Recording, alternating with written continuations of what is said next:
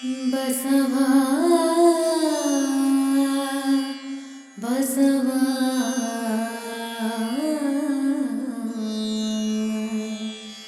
ಬಸವಾ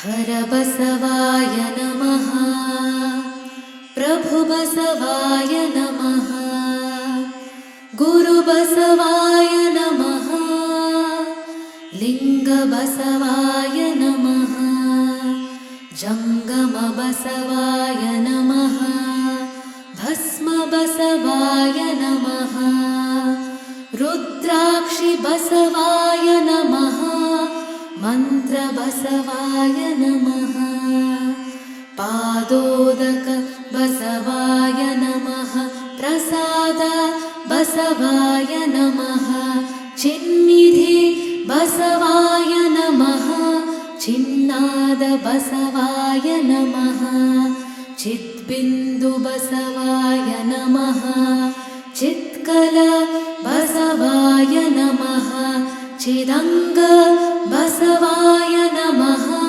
ನಿಷ್ಪ್ರಪಂಚ ಬಸವಾಯ ನಮಃ ನಿರಂಜನ ಬಸವಾಯ ನಮಃ ನಿರ್ಗುಣ ಬಸವಾಯ ನಮಃ ನಿತ್ಯತೃಪ್ತ ಬಸವಾಯ ನಮಃ ಅಕಾರ ಬಸವಾಯ ನಮಃ ಉಕಾರ ಬಸವಾಯ ನಮಃ ಮಕಾರ ಬಸವಾಯ ನಮಃ ನಕಾರ ಬಸವಾಯ ನಮಃ ಮಕಾರ ಬಸವಾಯ ನಮಃ ಶಿಕಾರ ಬಸವಾಯ ನಮಃ ವಕಾರ ಬಸವಾಯ ನಮಃ ಯಕಾರ ಬಸವಾಯ ನಮಃ ಓಂಕಾರ ಬಸವಾಯ ನಮಃ ಹ್ರೀಂಕಾರ ಬಸವಾಯ ನಮಃ ಸಂಗಮೇಶ್ವರ ಬಸವಾಯ ನಮಃ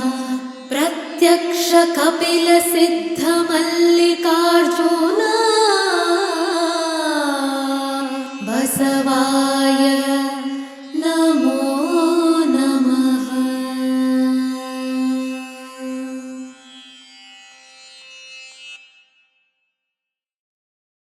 ಸರ್ವರಿಗೂ ಶರಣಾರ್ಥಿ. ಬಸವ ಸಮಿತಿ ತನ್ನ ಆನ್ಲೈನ್ ಮೂಲಕ ಪ್ರತಿ ಶನಿವಾರ ರವಿವಾರ ಮತ್ತು ಸೋಮವಾರ ಮಾಡತಕ್ಕಂಥ ಕಾರ್ಯಕ್ರಮಗಳಲ್ಲಿ ಅನೇಕ ವೈವಿಧ್ಯಮಯ ಆಯಾಮಗಳನ್ನು ಚಿಂತನೆ ಮಾಡ್ತಾನೆ ಬರ್ತಾ ಇದ್ದೀವಿ. ವೈವಿಧ್ಯಮಯ ಆಯಾಮಗಳಲ್ಲಿ ಅನೇಕ ಬಾರಿ ರಾಜಪ್ರಭುತ್ವ, ಪ್ರಜಾಪ್ರಭುತ್ವ ಮತ್ತು ಪ್ರಜ್ಞಾಪ್ರಭುತ್ವ ಅನ್ನುವ ವಿಷಯದ ಮೇಲೂ ಕೂಡ ಚರ್ಚೆ ಮಾಡಿದ್ದೀವಿ. ಆದರೆ ಅನೇಕ ಜನರು ಈ ಪ್ರಜ್ಞಾಪ್ರಭುತ್ವ ಅನ್ನೋದರ ಅರಿವಿಲ್ಲದೆ ನಮಗೆ ಪ್ರಶ್ನೆಗಳನ್ನು ಕಳಿಸಿದ್ದಾರೆ. ನಾವು ಪ್ರಜಾಪ್ರಭುತ್ವ ಅನ್ನೋದನ್ನು ತಪ್ಪಾಗಿ ಪ್ರಜ್ಞಾಪ್ರಭುತ್ವ ಅಂತ ಮುದ್ರಣ ಮಾಡಿದ್ದೇವೆ ಅನ್ನೋ ಒಂದು ಮಾತು ಕೇಳಿದಾಗ ನನಗೆ ಆಶ್ಚರ್ಯ ಆಯಿತು.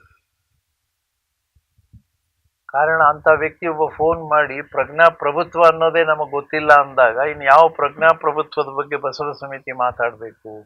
ಹೀಗಾಗಿ ಇವತ್ತೊಂದು ಚಿಂತನವನ್ನು ತಮ್ಮ ಪೂಜ್ಯ ಗುರುಗಳ ಮತ್ತು ಪ್ರೇಮಿಯವರನ್ನು ಈ ವಿಶೇಷ ಚಿಂತನ ಕೂಟಕ್ಕೆ ಬಸವ ಸಮಿತಿ ಪರವಾಗಿ ತಮ್ಮಿಬ್ಬರನ್ನು ಆಹ್ವಾನಿಸ್ತೇನೆ. ನಮಸ್ಕಾರ. ವಿಶೇಷವಾಗಿ ಇದನ್ನು ಬಹಳ ಗಂಭೀರವಾಗಿ ಯಾಕೆ ನಾನು ಮತ್ತೆ ಮೇಲಿಂದ ಮೇಲೆ ನಮ್ಮ ಲೇಖನಗಳಲ್ಲಿ ಬಸವ ಪತ್ರದಲ್ಲಿ ಮೇಲಿಂದ ಮೇಲೆ ಈ ವಿಷಯವನ್ನು ಯಾಕೆ ಅದನ್ನು ಚರ್ಚೆಗೆ ತಗೊಂಬರ್ತಾ ಇದ್ದೀನಿ ಅಂದರೆ, ನಮ್ಮದು ಯಾವುದು ರಾಜಕೀಯ ಸಮಸ್ಯೆ ಅಲ್ಲ. ಆದರೂ ನಾವು ಪ್ರಜೆಗಳಾಗಿ ಬಸವಣ್ಣ ಇವತ್ತಿಗೂ ಕೂಡ the first parliament in the world ಅಂತ ಎಲ್ಲರೂ ಕೂಡ ಘಂಟಾಘೋಷವಾಗಿ ಮಾತಾಡ್ತಾರೆ. ಅವರು ಫಸ್ಟ್ ಪಾರ್ಲಿಮೆಂಟ್ ಅಂತಕ್ಕಂಥ ಭಾವನೆಯನ್ನು ವ್ಯಕ್ತಪಡಿಸಿದಾಗ ಇಡೀ ಜಗತ್ತಿನ ಪ್ರಜಾಪ್ರಭುತ್ವದ ನಾಯಕ ಬಸವಣ್ಣನವರ ಕಂಡು ಬರ್ತಾರೆ. ಅದನ್ನು ಯಾರು ನಾವು ಆ ದೃಷ್ಟಿಕೋನದಲ್ಲಿ ನೋಡೋದಿಲ್ಲ. ಆ ಜಗತ್ತಿನ ಪ್ರಜಾಪ್ರಭುತ್ವದ ನಾಯಕನಂತೆ ನಾವು ಗುರುತಿಸಿದಾಗ ಬಸವಣ್ಣನವರನ್ನ ಈಗ ವಿಶ್ವದ ಅತಿ ದೊಡ್ಡ ಪ್ರಜಾಪ್ರಭುತ್ವದ ಹಬ್ಬ ದೇಶದಲ್ಲಿ ನಡೀತಾ ಇದೆ. ವಿಶ್ವದ ಅತಿ ದೊಡ್ಡ ಪ್ರಜಾಪ್ರಭುತ್ವದ ಹಬ್ಬ ಅಂತಾನೆ ಕರಿಬೇಕು ಇದಕ್ಕೆ ನಾವು. ಇಂಥ ಒಂದು ಹಬ್ಬ ನಡೆದಾಗ ನಾವು ಪ್ರತಿಯೊಬ್ಬರು ಕೂಡ ಬಸವ ಅನುಯಾಯಿಗಳಾಗಲಿ ಅನುಯಾಯಿಗಳ ಇಲ್ಲದವರಾಗ್ಲಿ ಎಲ್ರಿಗೂ ಕೂಡ ಬಸವಣ್ಣನವರ ಚಿಂತನೆಗಳು ಹೇಗಿದ್ದು, ಎಂಥ ಸಮಾಜವನ್ನು ರಚನೆ ಮಾಡಬೇಕಂತ ಇದ್ರು, ಈಗಿನ ಪ್ರಜಾಪ್ರಭುತ್ವದ ಪ್ರತಿನಿಧಿಗಳು ಏನಿದ್ದಾರೆ ಅಥವಾ ಅಂದು ರಾಜಪ್ರಭುತ್ವದ ಪ್ರತಿನಿಧಿಗಳು ಹೇಗಿರ್ತಿದ್ರು, ಆದರೆ ಈಗ ಮುಂದಿನ ದಿನಗಳಲ್ಲಿ ಬರೀ ನಾವು ರಾಜಕಾರಣಿಗಳ ಮೇಲೆ ಭಾರ ಹೊರಿಸೋದಲ್ಲ, ಒಬ್ಬ ಪ್ರಜೆಯಾಗಿ ಒಂದು ಮತ ಚಲಾಯಿಸುವಾಗ ಆ ಪ್ರಜ್ಞಾವಂತ ಮತ ಬೀಳ್ಬೇಕಲ್ಲ. ಅಲ್ಲಿ ಎಲ್ಲರೂ ಕೂಡ ಕರ್ನಾಟಕದಲ್ಲಿ ಈಗ ಸುಮಾರು 3-5-6 ಕೋಟಿ ಜನ ಇದ್ದೀವಿ ಅಂತ ಹೇಳ್ತೀವಿ, ಆದರೆ ಎಷ್ಟು ಜನ ವೋಟ್ ಮಾಡ್ತಾರೆ, ಅದು ಪ್ರಜ್ಞಾವಂತರಾಗಿ ವೋಟ್ ಮಾಡಬೇಕಲ್ಲ. ಹೀಗಾಗಿ ಇವತ್ತು ಬಹಳ ಮುಖ್ಯವಾದ ವಿಷಯ ಅನ್ನೋದಕ್ಕಾಗಿ ಈ ಚಿಂತನವನ್ನು ನಾವಿಲ್ಲಿ ಕೈಗೊಳ್ತಾ ಇದ್ದೇವೆ. ಇದರಲ್ಲಿ ವಿಶೇಷವಾಗಿ ಗುರುಗಳೇ ಬಸವಣ್ಣನವರ ಅನೇಕ ವಚನಗಳು, ಒಂದರಿಂದ ನಾನು ಆರಂಭ ಮಾಡ್ತೇನೆ. ಬಸವಣ್ಣನವರು ಇದಕ್ಕೆ ಪೂರಕವಾದದ್ದೇ ಇದು. ನ್ಯಾಯ ನಿಷ್ಠುರಿ ದಾಕ್ಷಿಣ್ಯಪರ ನಾನಲ್ಲ. ಇದು ಪ್ರತಿಯೊಬ್ಬ ಭಾರತೀಯ ಪ್ರಜೆ ಆಗಲಿ, ಕರ್ನಾಟಕದ ಪ್ರಜೆ ಆಗಲಿ, ವಿಶ್ವದ ಪ್ರಜೆ ಆಗಲಿ ಈ ಮಾತನ್ನ ಗಾಂಭೀರ್ಯತೆಯಿಂದ ತಗೋಬೇಕಾಗ್ತದೆ. ನ್ಯಾಯ ನಿಷ್ಠುರಿ ದಾಕ್ಷಿಣ್ಯಪರ ನಾನಲ್ಲ, ಲೋಕ ವಿರೋಧಿ ಶರಣ ನಾರಿಗೂ ಅಂಜುವನಲ್ಲ, ಕೂಡಲ ಸಂಗಮ ದೇವರ ರಾಜ ತೇಜದಲ್ಲಿಪ್ಪೆನಾಗಿ.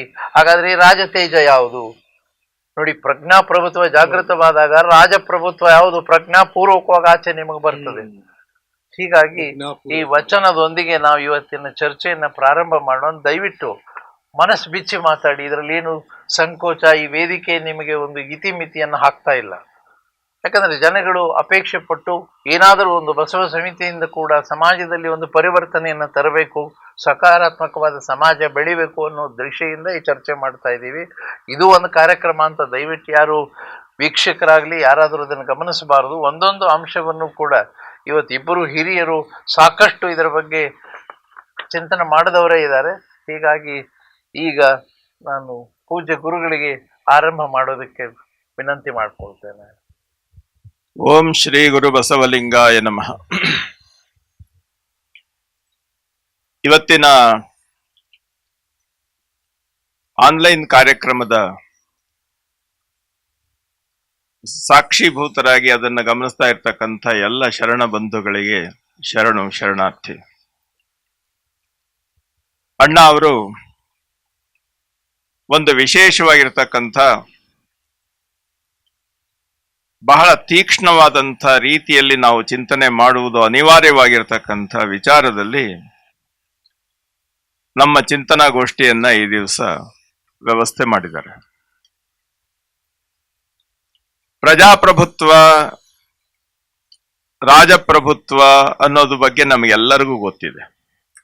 ಆದರೆ ಪ್ರಜ್ಞಾಪ್ರಭುತ್ವ ಅಂತ ಅನ್ನುವಂಥದ್ರ ಬಗ್ಗೆ ನಾವು ನಮ್ಮ ಅಂತರಂಗದಲ್ಲಿ ಆಲೋಚನೆ ಮಾಡಿದಾಗ ಎಲ್ಲಿ ಪ್ರಜ್ಞಾಪ್ರಭುತ್ವ ಜಾಗೃತವಾಗಿರ್ತದೆ ಅಲ್ಲಿ ನಡೆನುಡಿಗಳು ಸಹಜವಾದಂಥ ರೀತಿಯಲ್ಲಿ ಯಾವುದೇ ವಿಧವಾಗಿರುವಂಥ ಅಡೆತಡೆಗಳಿಲ್ಲದೆ ಪಾರದರ್ಶಕವಾಗಿರುವಂಥ ನೆಲೆಯಲ್ಲಿ ಇರ್ತದೆ.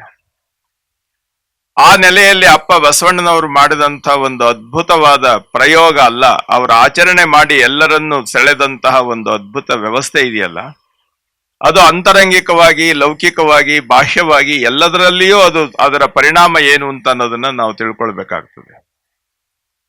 ಅಣ್ಣ ಅವರು ಒಂದು ವಚನ ಹೇಳಿದ್ರು, ನ್ಯಾಯ ನಿಷ್ಠುರಿ ದಾಕ್ಷಿಣ್ಯಪರ ನಾನಲ್ಲ. ಈ ಮಾತಿನ ವಚನ ಎಷ್ಟಿದೆ, ಕೂಡಲ ಸಂಗನ ಶರಣ ಯಾರಿಗೂ ಅಂಜುವವನಲ್ಲ ಅಂತ ಅನ್ನುವಂಥ ಲೆಕ್ಕದಲ್ಲಿ. ಯಾತಕ್ಕಾಗಿ ಅಂತ ಹೇಳಿದ್ರೆ, ಕೂಡಲ ಸಂಗಮ ದೇವ ನಿಮ್ಮ ರಾಜ ತೇಜದಲ್ಲಿಪ್ಪೆನಾಗಿ. ಆ ರಾಜ ತೇಜ ಅನ್ನೋದಿದೆಯಲ್ಲ, ಇದು ಆತ್ಮಸಾಕ್ಷಿ, ಇದು ಅಂತರಂಗದ ಬೆಳಕು ಮತ್ತು ತನ್ನನ್ನ ತಾನು ಸಂಪೂರ್ಣವಾಗಿ ದೃಢೀಕರಿಸಿಕೊಂಡಂತ ಘನ ಮನ. ನೋಡಿ, ನಾವು ಹೇಳ್ತೇವೆ ತನು ಮನ ಘನ. ಅದನ್ನ ನಾವೇನ್ ಮಾಡಿದ್ವಿ ಅಂತಂದ್ರೆ, ನಮ್ಮ ಘನ ಅನ್ನೋದನ್ನ ಅರ್ಥ ಮಾಡ್ಕೊಳ್ದೆ ತನು ಮನ ಧನ ಮಾಡ್ಬಿಟ್ವಿ.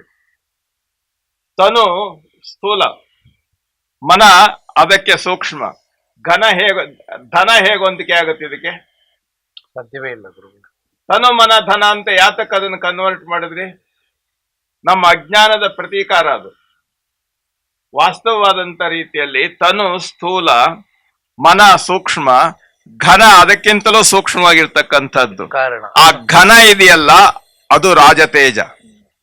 ಆ ರಾಜತೇಜ ಅಂತನ್ನುವಂಥ ನೆಲೆಯನ್ನ ನಾವು ಸಹಜವಾಗಿ ಗುರುತಿಸ್ತಕ್ಕಂಥದ್ದು ಆತ್ಮಸಾಕ್ಷಿ ಅಂತಃಪ್ರಜ್ಞೆ.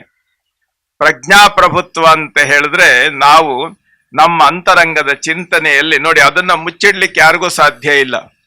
ಸರ್ಪಭೂಷಣ ಶಿವಯೋಗಿಗಳು ಹೇಳ್ತಾರೆ, ಈ ಜಗತ್ತಿನಲ್ಲಿ ಮನವರಿಯದ ಕಳ್ಳತನವಿಲ್ಲವಲ್ಲ, ನಮಗ್ ಗೊತ್ತಾಗದೇ ಇರುವಂತ ನಮ್ಮ ತಪ್ಪುಗಳು ಇರ್ಲಿಕ್ಕೆ ಸಾಧ್ಯವೇ ಇಲ್ಲ. ಜನರು ನಮ್ಮನ್ನ ಏನಾದ್ರೂ ಮಾಡ್ತಾರೆ, ಜನರೇನು ಬಲ್ಲರು ಒಳಗಾಗೋ ಕೃತ್ಯವ, ಮನವರಿಯದ ಕಳ್ಳತನವಿಲ್ಲವಲ್ಲ. ನಮ್ಮ ಘನ ಅನ್ನೋದಿದೆಯಲ್ಲ, ಅದು ನಮ್ಮ ಅಂತಃಪ್ರಜ್ಞೆ, ಅಂತಃಸಾಕ್ಷಿ.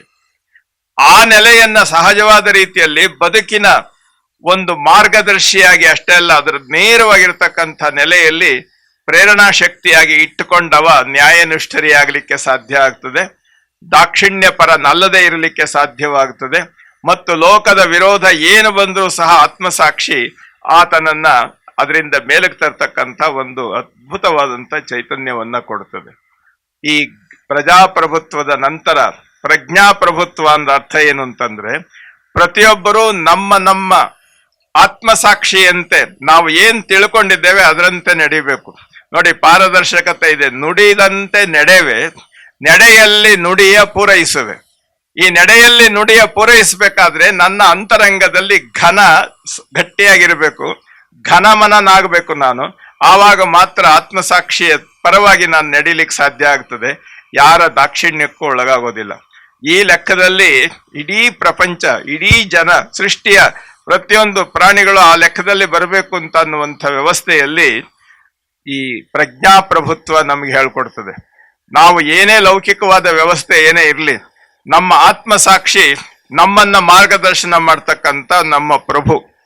ಪ್ರಜ್ಞೆ ಪ್ರಭುವಾದಾಗ ಪ್ರಜೆ ಸರಿಯಾದಂಥ ರೀತಿಯಲ್ಲಿ ನಡೀತಾನೆ. ಅದರ ಪರಿಣಾಮ ಇಡೀ ನಮ್ಮ ವಾತಾವರಣ ಎಲ್ಲವೂ ಪರಿಪೂರ್ಣವಾಗ್ತದೆ. ಈ ಲೆಕ್ಕದಲ್ಲಿ ಎಲ್ಲರ ಅಂತಃಪ್ರಜ್ಞೆಯನ್ನ ಜಾಗೃತಗೊಳಿಸಿ ಎಲ್ಲರನ್ನ ಸತ್ಯನಿಷ್ಠರನ್ನಾಗಿ, ದಾಕ್ಷಿಣ್ಯಪರರಲ್ಲದವರನ್ನಾಗಿ ನಡೆನುಡಿಗಳನ್ನ ಜೋಡಿಸುವ ಕೆಲಸವನ್ನ ಅಪ್ಪ ಬಸವಣ್ಣನವರು 12ನೇ ಶತಮಾನದಲ್ಲಿ ಮಾಡಿದ್ರು. ಇದನ್ನ ನಾವಿವತ್ತು ಚಿಂತನೆ ಮಾಡಬೇಕು ಅಂತ ಅನ್ನುವಂಥ ಲೆಕ್ಕದಲ್ಲಿ ಅಣ್ಣ ಅವ್ರು ಹೇಳಿದ್ದಾರೆ. ಅದ್ರ ಬಗ್ಗೆ ತಾವು ಹಿರಿಯರಿದ್ದೀರಿ, ತಾವು ಅದ್ರ ಬಗ್ಗೆ ಮಾರ್ಗದರ್ಶನ ಮಾಡಬೇಕು. ಪ್ರಜ್ಞೆ ಅಥವಾ ಅರಿವು ಅಂದಾಗ ಬಸವಣ್ಣ ತನ್ನ ಇಡೀ ಚಿಂತನೆಯನ್ನ ಅರಿವಿನ ಕೇಂದ್ರವನ್ನಾಗಿಟ್ಕೊಂಡು, ಈ ಪ್ರಜ್ಞೆ ಇಲ್ದಿದ್ರೆ ನಾವೇನು ಮಾಡಿದ್ರೂ ಅದಕ್ಕೊಂದು ಅರ್ಥ ಬರೋದಿಲ್ಲ. ಈಗ ಉದಾಹರಣೆಗೆ ನಾವು ಪ್ರಜಾತಂತ್ರದ ಒಂದು ವ್ಯವಸ್ಥೆಯಲ್ಲಿದ್ದೀವಿ. ಆದರೆ ಈ ಪ್ರಜಾತಂತ್ರದ ವ್ಯವಸ್ಥೆಯಲ್ಲಿ ನಾವು ಸುಖವಾಗಿಲ್ಲ, ಎಲ್ಲ ರೀತಿಯ ದೌರ್ಜನ್ಯಗೂ ಒಳಗಾಗ್ತಾ ಇದ್ದೀವಿ. ಕಾರಣ ಏನು? ಹಾಗಾದ್ರೆ ಏನು ಪ್ರಜಾತಂತ್ರದ ಏನಾದ್ರು ದೋಷವಿದೆಯೇ ಅಂತ. ಆದರೆ ನಾವು ಮೂಲಕ್ಕೆ ಹೋದರೆ ಇದರ ಪ್ರಯೋಗ ಬಹಳ ಹಿಂದೆನೇ ನಡೀತು. ಅರಿಸ್ಟಾಟಲ್ ಕೂಡ ಪ್ರಜಾತಂತ್ರವನ್ನು, ಡೆಮೋಕ್ರಸಿಯನ್ನು ಒಪ್ಪಿಕೊಂಡಂತ ಅರಿಸ್ಟಾಟಲ್ ಕೊನೆಗೆ ಅದು ಏನು ನಿಷ್ಪ್ರಯೋಜಕ ಅಂತ ಹೇಳ್ಬಿಟ್ಟ. ಅರಿಸ್ಟಾಟಲ್ ಪ್ರಯೋಗ ಮಾಡಿ. ಯಾಕೆ? ಅಲ್ಲಿ ಮುಖ್ಯವಾಗಿದ್ದು ಅರಿವಿನ ಕೊರತೆ ಇತ್ತು, ಅರಿವು ಇರಲಿಲ್ಲ. ಇದನ್ನೇ ಮುಂದೆ ನೋಡಿದ್ರೆ ಈಗ ನಮ್ಮ ಮುಂದೆ ಇರತಕ್ಕಂಥದ್ದು ಎರಡು, ಒಂದು ರಾಜಪ್ರಭುತ್ವ, ಇನ್ನೊಂದು ಪ್ರಜಾಪ್ರಭುತ್ವ.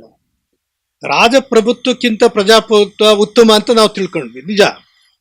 ಆದರೆ ರಾಜಪ್ರಭುತ್ವದಲ್ಲೂ ಕೂಡ ರಾಜನಲ್ಲಿ ಅರಿವಿದ್ರೆ, ಒಬ್ಬ ಒಳ್ಳೆ ರಾಜ ಇದ್ರೆ ಆಗ ಆಡಳಿತ ಚೆನ್ನಾಗೇ ನಡೆಯುತ್ತೆ, ಇಲ್ಲ ಅಂತಲ್ಲ. ಆದರೆ ಆ ರಾಜನ ಬದಲಾಯಿಸೋದು ಕಷ್ಟ ಆಗ್ಬಿಡುತ್ತೆ. ಅವನು ಒಳ್ಳೆಯನಾಗಿದ್ದರೆ ನಿಜ, ಕೆಟ್ಟವನಾಗಿದ್ರೆ. ಆದರೆ ಪ್ರಜಾಪ್ರಭುತ್ವ ಹಾಗಲ್ಲ. ಯಾರೂ ಕೂಡ ತಾವೇ ಸರ್ವಸ್ವ ಅಂತ ಹೇಳೋಂಗಿಲ್ಲ, ಸರ್ವಾಧಿಕಾರಿ ಆಗಿರಕ್ಕೆ ಸಾಧ್ಯ ಇಲ್ಲ ಪ್ರಜಾಪ್ರಭುತ್ವದಲ್ಲಿ. ಆದರೆ ಪ್ರಜಾಪ್ರಭುತ್ವದಲ್ಲಿ ನಾವು ಯಾಕೆ ಸುಖವಾಗಿಲ್ಲ?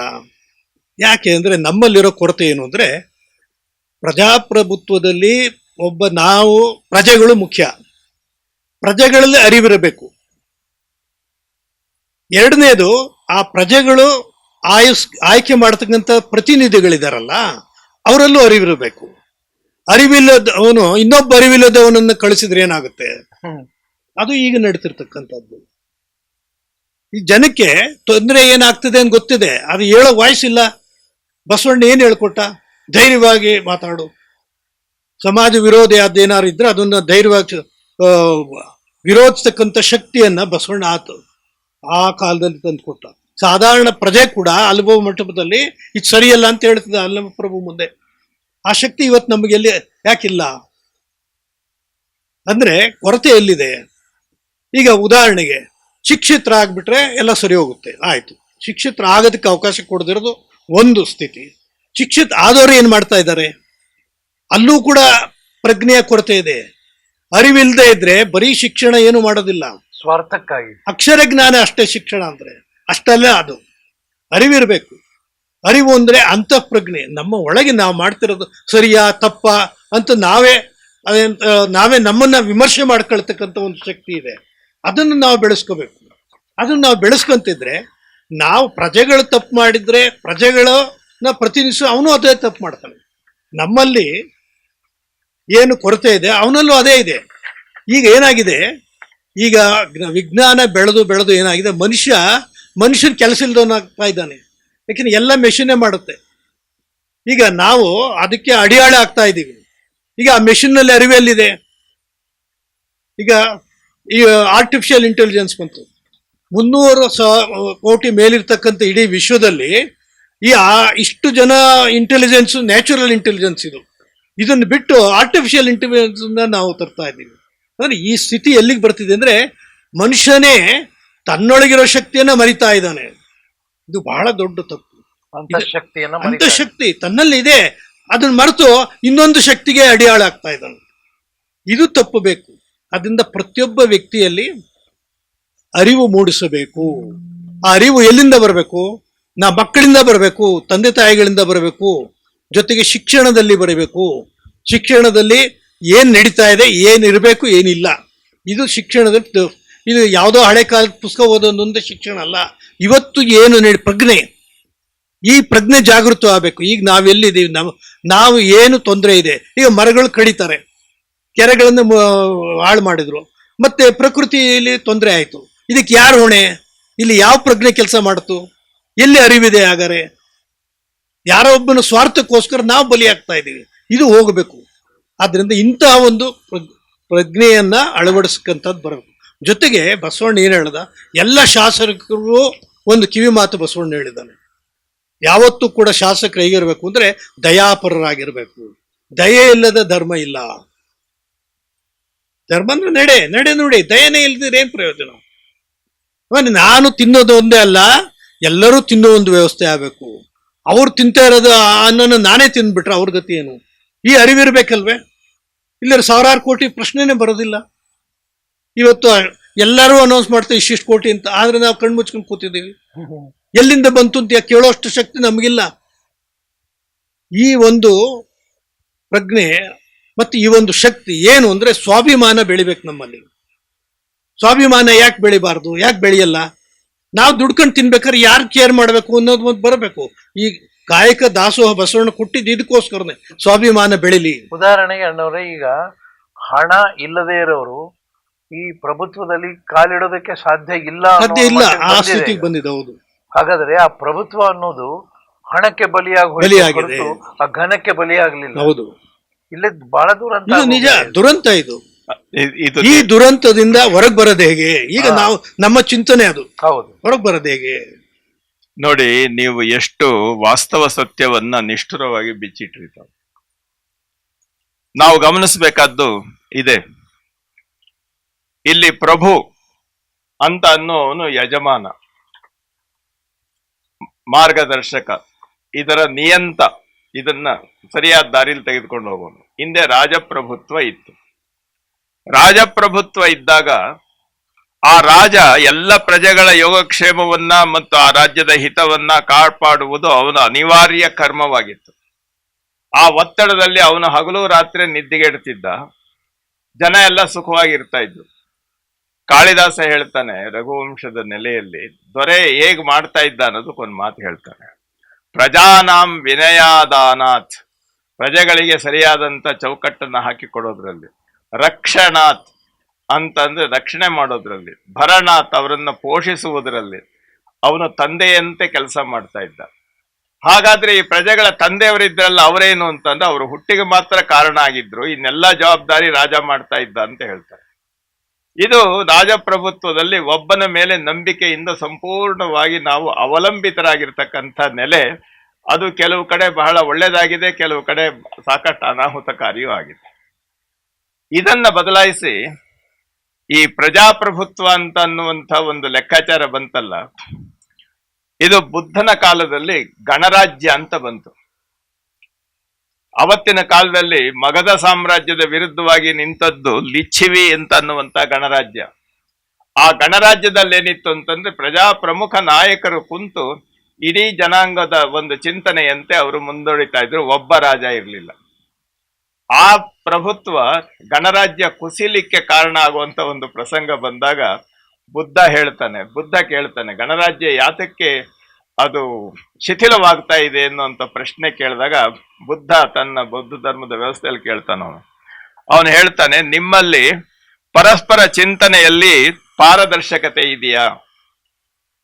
ಎಲ್ಲರೂ ನಾವು ಮಾಡುವ ಕೆಲಸ ಮುಖ್ಯವೇ ಹೊರತು ನಾವಲ್ಲ ಅನ್ನೋಂಥ ಒಂದು ನೆಲೆ ಇದೆಯಾ ಅಂತ 3 ಪ್ರಶ್ನೆ ಕೇಳಿ, ಈ ರೀತಿ ಇದ್ರೆ ಮಾತ್ರ ಗಣರಾಜ್ಯ ಉಳಿಯುತ್ತೆ, ಇಲ್ಲಿ ಉಳಿಯೋದಿಲ್ಲ ಅಂತ ಹೇಳ್ತಾನೆ.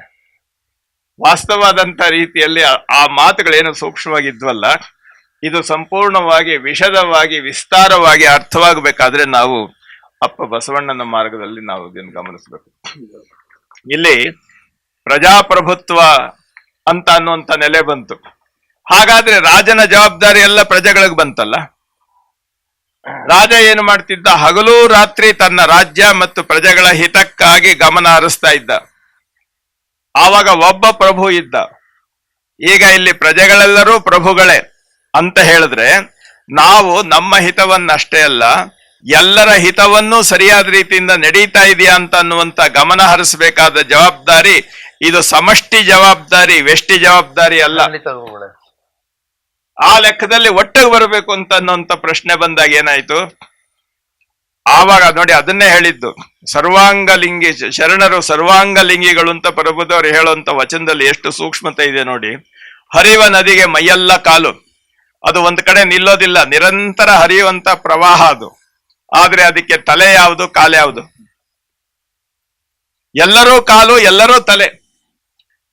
ಬೀಸುವ ಗಾಳಿಗೆ ಮೈಯೆಲ್ಲ ಕೈ, ಅದರಲ್ಲಿ ಈ ಕೈನಲ್ಲಿ ಮುಟ್ತೇನೆ, ಈ ಕೈ ಹಿಂದೆ ಇರ್ತದೆ ಅನ್ನುವಂತ ಪ್ರಶ್ನೆ ಇಲ್ಲ. ಉರಿಯುವ ಅಗ್ನಿಗೆ ಮೈಯೆಲ್ಲ ನಾಲಿಗೆ. 3 ಉದಾಹರಣೆ ಕೊಟ್ಟು ಅವ್ರು ಮುಂದಕ್ಕೆ ಹೇಳ್ತಾರೆ, ಗುಹೇಶ್ವರ ನಿಮ್ಮ ಶರಣರು ಸರ್ವಾಂಗಲಿಂಗಿಗಳು, ಎಲ್ಲರೂ ಪರಿಪೂರ್ಣರು, ಎಲ್ಲರೂ ಮಾರ್ಗದರ್ಶಕರು, ಎಲ್ಲರೂ ಅನುಯಾಯಿಗಳು, ಎಲ್ಲರೂ ಅದರಂತೆ ನಡೆಯುವವರು. ಇದು ಪ್ರಜಾಪ್ರಭುತ್ವದ ಮೂಲ ಲಕ್ಷಣ.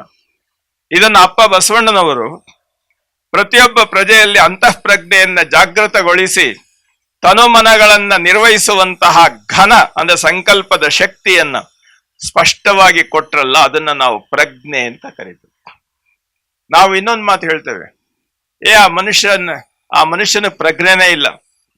ಅದ್ರ ಅರ್ಥ ಏನು ಅಂತಂದ್ರೆ ಓಡಾಡ್ತಾ ಇದ್ದಾನೆ, ಎಲ್ಲ ಮಾಡ್ತಾ ಇದ್ದಾನೆ ಅಂದ್ರೆ ತಾನು ಏನು ಮಾಡ್ತಾ ಇದ್ದೇನೆ, ಏನನ್ನ ಮಾಡಬೇಕಾಗಿತ್ತು ಅಂತ ಅನ್ನುವಂತ ಅರಿವಿನ ನಿಶ್ಚಯ ಜ್ಞಾನ ಅಲ್ಲಿ ಇಲ್ಲ. ಗುರುಗಳು ಇದನ್ನೇ ನಮ್ಮ ಉತ್ತರ ಕರ್ನಾಟಕದಲ್ಲಿ ಅರುಗೇಡಿ ಅಂತ ಬೈದ್ಬಿಡ್ತಾರೆ. ಅರಿವುಗೇಡಿ ಅಲ್ಲ, ನಾವು ಮಾತಾಡೋ ಶಬ್ದ ಅರುಗೇಡಿ. ಏನು ಅರುಗೇಡಿದಿಲ್ಲ ನೀವಂದಾಗ ಎಷ್ಟು ಅರ್ಥಪೂರ್ಣ, ಅಷ್ಟು ನಿಮಗೆ ಪ್ರಜ್ಞೆ ಇಲ್ವಾ? ಅದು ಎಷ್ಟು ಸ್ವಾರಸ್ಯ ಇದೆ ನೋಡಿ. ನಮ್ಮ ಜನಗಳಲ್ಲಿ ನೋಡಿ, ಒಬ್ಬ ಪ್ರಜಾಪ್ರಭುತ್ವದ ನೆಲೆಯಲ್ಲಿ ಅರಿವಿನ ಇಲ್ಲದೆ ಇರತಕ್ಕಂಥದ್ದು ನಮ್ಮ ಹಳ್ಳಿ ಸಾಮಾನ್ಯ ಜನರಿಗೂ ಶಬ್ದ ನೋಡಿ, ಅರುಗೇಡಿ. ಆದ್ರೆ ನಾವು ಎಲ್ಲ ಪ್ರಜೆಗಳಿಗೆ ಅರಿವಳಿಕೆಯ ಮದ್ದನ್ನ ಕೊಟ್ಟು ಮಲಗಿಸ್ಬಿಟ್ಟಿದ್ದೇವೆ. ಯಾವುದು ಅರವಳಿಕೆ ಮದ್ದು? ಸ್ವಾರ್ಥ, ಅಹಂಕಾರ, ಹಣ, ಧರ್ಮ ಅಲ್ಲ. ಆಮೇಲೆ ಜನಗಳನ್ನ ದಾರಿ ತಪ್ಪಿಸ್ಲಿಕ್ಕೆ ಬೇಕಾಗ್ತಕ್ಕಂಥ ಲೌಕಿಕ ಆಮಿಷಗಳು ಮತ್ತು ತನ್ನಲ್ಲಿರ್ತಕ್ಕಂಥ ಅಹಂಕಾರವನ್ನ ಹೆಚ್ಚಿಸ್ತಕ್ಕಂಥ ಮೇಲು ಕೀಳು ಅಂತನ್ನುವಂಥ ವ್ಯವಸ್ಥೆಗಳು. ಗ್ಯಾರಂಟಿಗಳಿಗೆ ನಾವು ನಂಬಿ ಗ್ಯಾರಂಟಿಗಳಿಗೆ ಪಶುವಾಗ್ತಾ ಇದ್ದೇವೆ. ನನ್ನ ವ್ಯಕ್ತಿತ್ವವನ್ನ ಕಳ್ಕೊಳ್ತಾ ಇದ್ದೇವೆ. ಅಲ್ಲ, ವಾಸ್ತವವಾದಂತ ರೀತಿಯಲ್ಲಿ ಗ್ಯಾರಂಟಿಯನ್ನು ಯಾವುದು ಕೊಡಬೇಕು ಗೊತ್ತಾ? ಬಸವಣ್ಣ ಕೊಟ್ಟ ಗ್ಯಾರಂಟಿಯನ್ನು ಕೊಡಬೇಕು. ಬಸವಣ್ಣನನ್ನ ನೋಡಿ, 36 ವರ್ಷಗಳ ಕಾಲ ಕಲ್ಯಾಣದಲ್ಲಿ ಅವರು ಸಕ್ರಿಯವಾಗಿದ್ದದ್ದು. ಕಲ್ಯಾಣವು ಭಕ್ತಿಗೆ ಬೀಡಾದದ್ದು 36 ವರ್ಷ ಒಂದು ವಚನದಲ್ಲಿದೆ. ಅನುಭವಕ್ಕೆ ಸದನವಾದದ್ದು 26 ವರ್ಷ. 26 ವರ್ಷ ಅನುಭವ ಮಂಟಪ ನಡೀತು. ಅಂದ್ರೆ ಈ ನೆಲೆಯಲ್ಲಿ ಜನಗಳು ಹೇಗೆ ಬದಲಾವಣೆ ಆದ್ರು? ಬಸವಣ್ಣನವರು ಅವ್ರು ಯಾವತ್ತೂ ನೀನ್ ಹೀಗಿರಬೇಕು ಅಂತ ಉಪದೇಶ ಮಾಡಲಿಲ್ಲ, ತಾವು ನಡೆದು ತೋರಿಸಿದ್ರು.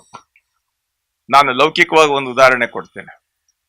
65ರ ಕಷ್ಟ ಕಾಲದಲ್ಲಿ ಅಮೆರಿಕಾದವರು ತಾವು ಕೊಡ್ತಾ ಇದ್ದಂತ ಆಹಾರದ ಕೊಡುಗೆಯನ್ನ ನಿಲ್ಲಿಸ್ತೇವೆ, ನಾವು ಹೇಳ್ದಂಗೆ ನೀವು ಕೇಳದೇ ಇದ್ರೆ ಅಂತ ಹೇಳಿ ನಮ್ಮ ದೇಶದ ಮೇಲೆ ಒತ್ತಡ ತಂದಾಗ ಅಂದಿನ ಪ್ರಧಾನಿ ಲಾಲ್ ಬಹದ್ದೂರ್ ಶಾಸ್ತ್ರಿ ಅವರು ಹೇಳಿದ್ರು, ನಾವು ಸ್ವಾಭಿಮಾನದಿಂದ ಬದುಕುವವರು, ಉಪವಾಸ ನಮಗೇನು ದೊಡ್ಡದಲ್ಲ, ನಾವು ಇನ್ನು ಮೇಲೆ ನಾನು ವಾರಕ್ಕೆ 1 ದಿನ ಸೋಮವಾರ ದಿವಸ ಉಪವಾಸ ಮಾಡ್ತೇನೆ, ನೀವೆಲ್ಲ ಕೈ ಜೋಡಿಸ್ಬೇಕು ಅಂತಂದಾಗ ಇಡೀ ಭಾರತದ ಸಕಲ ಪ್ರಜೆಗಳು ಸಹ ಅದನ್ನ ಅನುಭವಿಸಿದ್ರು. ಯಾಕೆ? ಇದು ಪ್ರಜ್ಞಾಪ್ರಭುತ್ವ. ಯಾತಕ್ಕೆ ಅನುಭವಿಸಿದ್ರು? ನೀವೆಲ್ಲ ಉಪವಾಸ ಮಾಡಿ ಅಂತ ತಾನು ತಟ್ಟೆ ಮುಂದೆ ಕೂತ್ಕೊಂಡು ಹೇಳಲಿಲ್ಲ ಮನುಷ್ಯ, ತಾನು ಮಾಡ್ತೀನಿ ಇಂದ ಎಲ್ಲರೂ ಅನುಭವಿಸಿದ್ರು, ಎಲ್ಲರೂ ಅನುಸರಿಸಿದ್ರು. ಒಳ್ಳೆ ಉದಾಹರಣೆ ಗುರು. ಆಮೇಲೆ ಅಷ್ಟೇ ಅಲ್ಲ, ಇನ್ನೊಂದು ನಾನು ಹೇಳ್ತೇನೆ, ಅಪ್ಪ ಬಸವಣ್ಣವರು ಅಷ್ಟೇ ಹೇಳಿದ್ದು, ವಸ್ತ್ರದೊಳಗೊಂದೆಳೆಯ, ಹೊನ್ನಿನೊಳಗೊಂದೊರೆಯ, ಅನ್ನದೊಳಗೊಂದಗುಳ, ಇಂದಿಂಗೆ ನಾಳಿಂಗೆ ಎನ್ನ ಮಡದಿ ಮಕ್ಕಳಿಗೆಂದು ಕುದಿದೆನಾದಡೆ ತಲೆದಂಡ ಅಂತ ಹೇಳಿದ್ರು. ನಾನು ಈ ರೀತಿ ಇರ್ತೀನಿ ಅಂತ ಹೇಳಿದ್ರು, ನೀವೆಲ್ಲ ಆ ರೀತಿ ಇರಿ ಅಂತ ಯಾರಿಗೂ ಹೇಳಲಿಲ್ಲ. ಆದ್ರೆ ಅದರ ಪರಿಣಾಮ ಏನಾಯ್ತು ಗೊತ್ತಾ? ಲಾಲ್ ಬಹದ್ದೂರ್ ಶಾಸ್ತ್ರಿಗಳ ಉದಾಹರಣೆ ಹೇಳದ್ನಲ್ಲ, ಇವತ್ತಿನ ಕಾಲದಲ್ಲಿ 12ನೇ ಶತಮಾನದಲ್ಲಿ ಪ್ರತಿಯೊಬ್ಬರೂ ಸಹ ಅಪ್ಪ ಬಸವಣ್ಣನಂತೆ ನಡಿಲಿಕ್ಕೆ ಶುರುವಾದ್ರು. ಇದು ಪ್ರಜ್ಞಾಪ್ರಭುತ್ವ.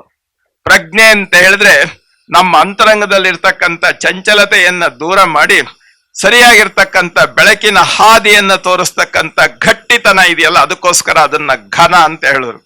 ಘನ ಅಂತ ಹೇಳಿದ್ರೆ ಅದು ಮನದಲ್ಲಿ ಸ್ವಲ್ಪ ಚಂಚಲತೆ ಇರ್ತದೆ, ಮನಸ್ಸು ಏಕಾಗ್ರತೆಯಿಂದ ಹೋಗ್ಬೇಕಾದ್ರೆ ಅದು ಘನವಾಗಬೇಕು, ಘನಮನವಾಗಬೇಕು. ನಿಶ್ಚಯ, ಅದು ನಿಷ್ಠೆ. ನೋಡಿ, ಶ್ರದ್ಧೆ ಮನಸ್ಸಿಗೆ ಸಂಬಂಧಪಟ್ಟದ್ದು, ನಿಷ್ಠೆ ಘನಕ್ಕೆ ಸಂಬಂಧಪಟ್ಟದ್ದು. ಆ ನಿಷ್ಠೆಯ ನೆಲೆಯನ್ನ ಸಂಪೂರ್ಣವಾಗಿ ಜಾರಕ್ಕೆ ಕೊಡುವಂತ ವ್ಯವಸ್ಥೆ ಅಪ್ಪ ಬಸವಣ್ಣ ಮಾಡಿದ್ರ ಪರಿಣಾಮ ಏನಾಯ್ತು ಗೊತ್ತಾ? ಇದು ಹೇಗಾಯ್ತು ಜನಗಳಲ್ಲಿ ಅಂತ ಯೋಚನೆ ಮಾಡ್ಲಿಕ್ಕೋಸ್ಕರ ಅಪ್ಪ ಬಸವಣ್ಣ ತನುವ ಬೇಡಿದಡಿವೆ, ಮನವ ಬೇಡಿದಡಿವೆ, ನೀವೆಲ್ಲ ಏನು ಕೇಳ್ತೀರಿ, ನಿಮ್ಗೆ ಏನೇನ್ ಬೇಕಾಗಿದೆ ಕೇಳಿ ನಾನು ಕೊಡ್ತೇನೆ ಅಂತ ಹೇಳಿದ್ರು ಬಸವಣ್ಣ. ಯಾರು ಬಂದು ಕೇಳಲಿಲ್ಲ. ಅಪ್ಪ ಬಸವಣ್ಣ ಅದನ್ನ ಬಹಳ ಸೂಕ್ಷ್ಮವಾಗಿ ಹೇಳ್ತಾರೆ. ಬೇಡುವವರಿಲ್ಲದೆ ಬಡವನ, ಬೇಡುವವರಿಲ್ಲದೆ ಬಡವಾದೆನಯ್ಯ, ಆನೆ ಕುದುರೆ ಎಲ್ಲ ಇದೆ, ಐಶ್ವರ್ಯ ಎಷ್ಟಿದ್ದರೇನು, ಅವೆಲ್ಲ ಇದ್ರೇನು ಪ್ರಯೋಜನ, ಯಾರು ನನ್ನ ಕೇಳಲಿಲ್ಲ ಅಂದ್ರೆ ನಾನು ಬಡವ. ಈ ಮಾತನ್ನ ಹೇಳಿದ್ರು. ಅಷ್ಟೇ ಅಲ್ಲ, ಇಡೀ ಜನಾಂಗ ಯಾವ ರೀತಿ ಪರಿವರ್ತನೆ ಆಗಿತ್ತು ಅನ್ನೋದನ್ನ ಅವ್ರು ಹೇಳ್ತಾರೆ. ಮನೆ ನೋಡ ಬಡವರು, ಮನ ನೋಡ ಘನಕ್ಕೆ ಘನ. ಅದು ವ್ಯತ್ಯಾಸ ಆಗೋಗಿದೆ ರೀ, ಘನನೇ ಕೊರತೆ ಆಗ್ತಾ ಇದೆ. ಯಾಕಂದ್ರೆ ಯಾರಿಗೂ ಸಾಕ್ಷಿ ಏನು, ನನ್ನ ಮನಸ್ಸಾಕ್ಷಿ ಅಂತ ಹೇಳ್ತಾ ಬರೀ ಒಬ್ಬ ವ್ಯಕ್ತಿ ತಾನು ಸಾಹುಕಾರನಾಗ್ಬೇಕು, ತಾನು ಸ್ವಾರ್ಥ, ಬರೀ ಸ್ವಾರ್ಥ ಆಗಿದೆ. ಅದು ಏನಾಗಿದೆ, ಅದು ವ್ಯಷ್ಟಿ ಆಗಿ ಈಗ ಸಮಷ್ಟಿಯ ದಿಕ್ಕೇ ನಮಗ್ ಕಾಣ್ತಾ ಇಲ್ದಂಗೆ ಆಗೋಗಿದೆ.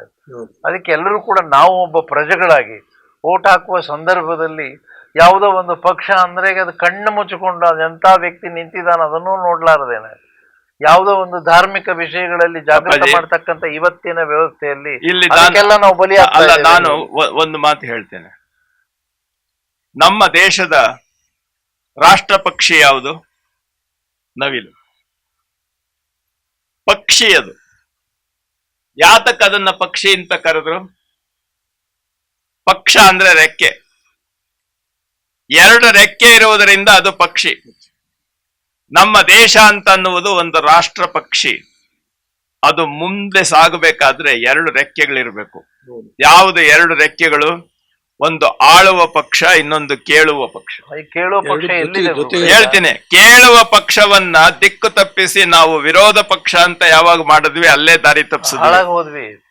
ನೋಡಿ, ಕೇಳುವ ಪಕ್ಷ ನೋಡಿ, ವಾಸ್ತವತೆ ನೀವು ಗಮನಿಸ್ಕೊಳ್ಳಿ. ನಮ್ಮ ಸಂವಿಧಾನದ ಪ್ರಕಾರ ನಮ್ಮ ಇಡೀ ವರ್ಷದ ಆರ್ಥಿಕವಾಗಿರುವಂತ ಸರ್ಕಾರದ ನಡವಳಿಕೆಗಳನ್ನ ಸರಿಯಾದ ರೀತಿಯಿಂದ ಅದನ್ನ ಗುರುತಿಸಿ ಅದಕ್ಕೆ ಸಹಿ ಮಾಡ್ತಕ್ಕಂಥ ಒಂದು ಕಮಿಟಿ ಇದೆ, ಪಬ್ಲಿಕ್ ಅಕೌಂಟ್ ಕಮಿಟಿ ಅಂತ ಇದೆ. ಅದರ ಮುಖ್ಯಸ್ಥ ಯಾರು? ಯಾರು ವಿರೋಧ ಪಕ್ಷದ, ಯಾರು ಪ್ರತಿಪಕ್ಷದ ನಾಯಕನಾಗಿರ್ತಾನೆ ಅವನು ಅದರ ಅಧ್ಯಕ್ಷ. ಅಂದ್ರೆ ಅವನು ಕೇಳುವ ಪಕ್ಷದ ಅಧಿಪತಿ. ಆಳುವ ಪಕ್ಷದ ಅಧಿಪತಿ ಮುಖ್ಯಮಂತ್ರಿ. ಆಳುವ ಪಕ್ಷ, ಕೇಳುವ ಪಕ್ಷ, ಈ ಎರಡು ರೆಕ್ಕೆಗಳು ಬಲವಾಗಿರ್ಬೇಕು.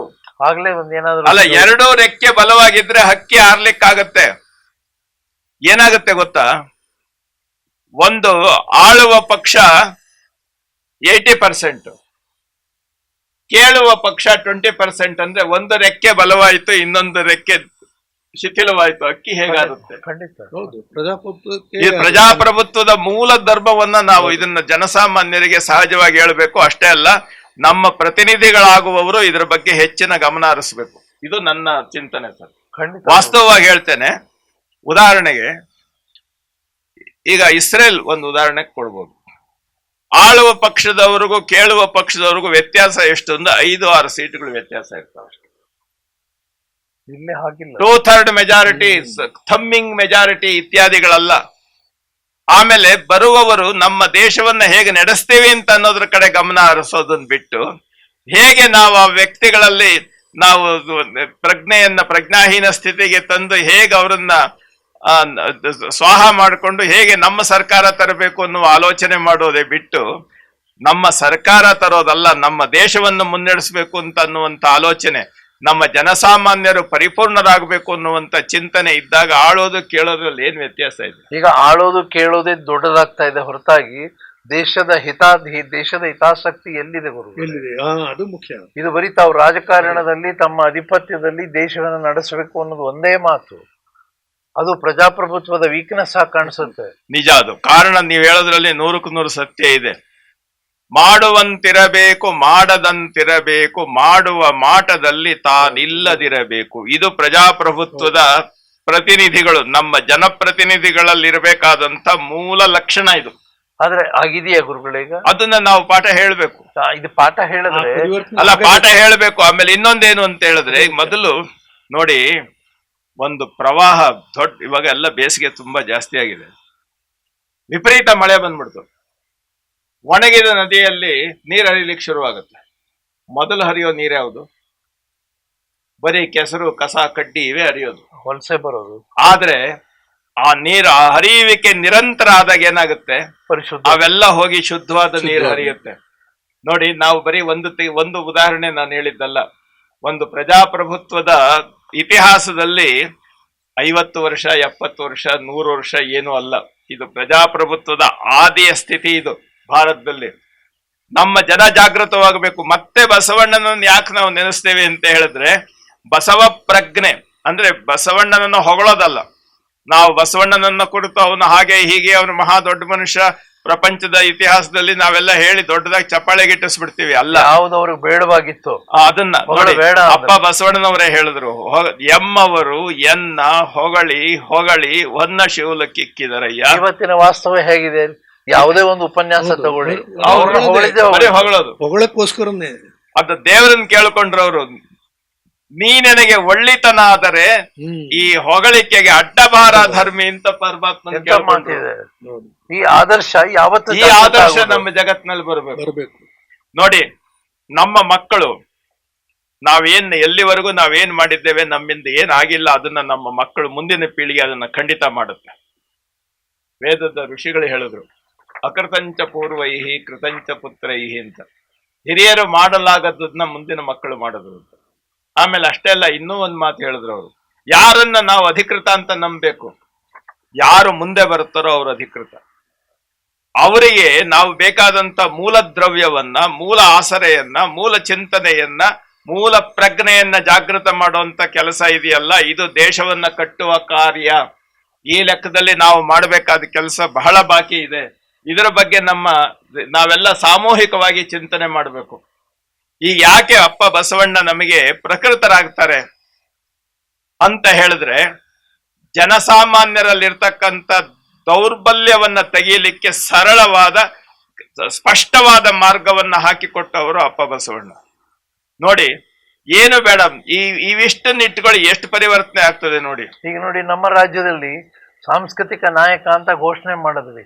ಆ ಸಂಸ್ಕೃತಿ ಅನ್ನ ವಿಕಾಸ ಮಾಡತಕ್ಕಂತ ಹೆಜ್ಜೆಗಳು ಎಲ್ಲಿವೆ?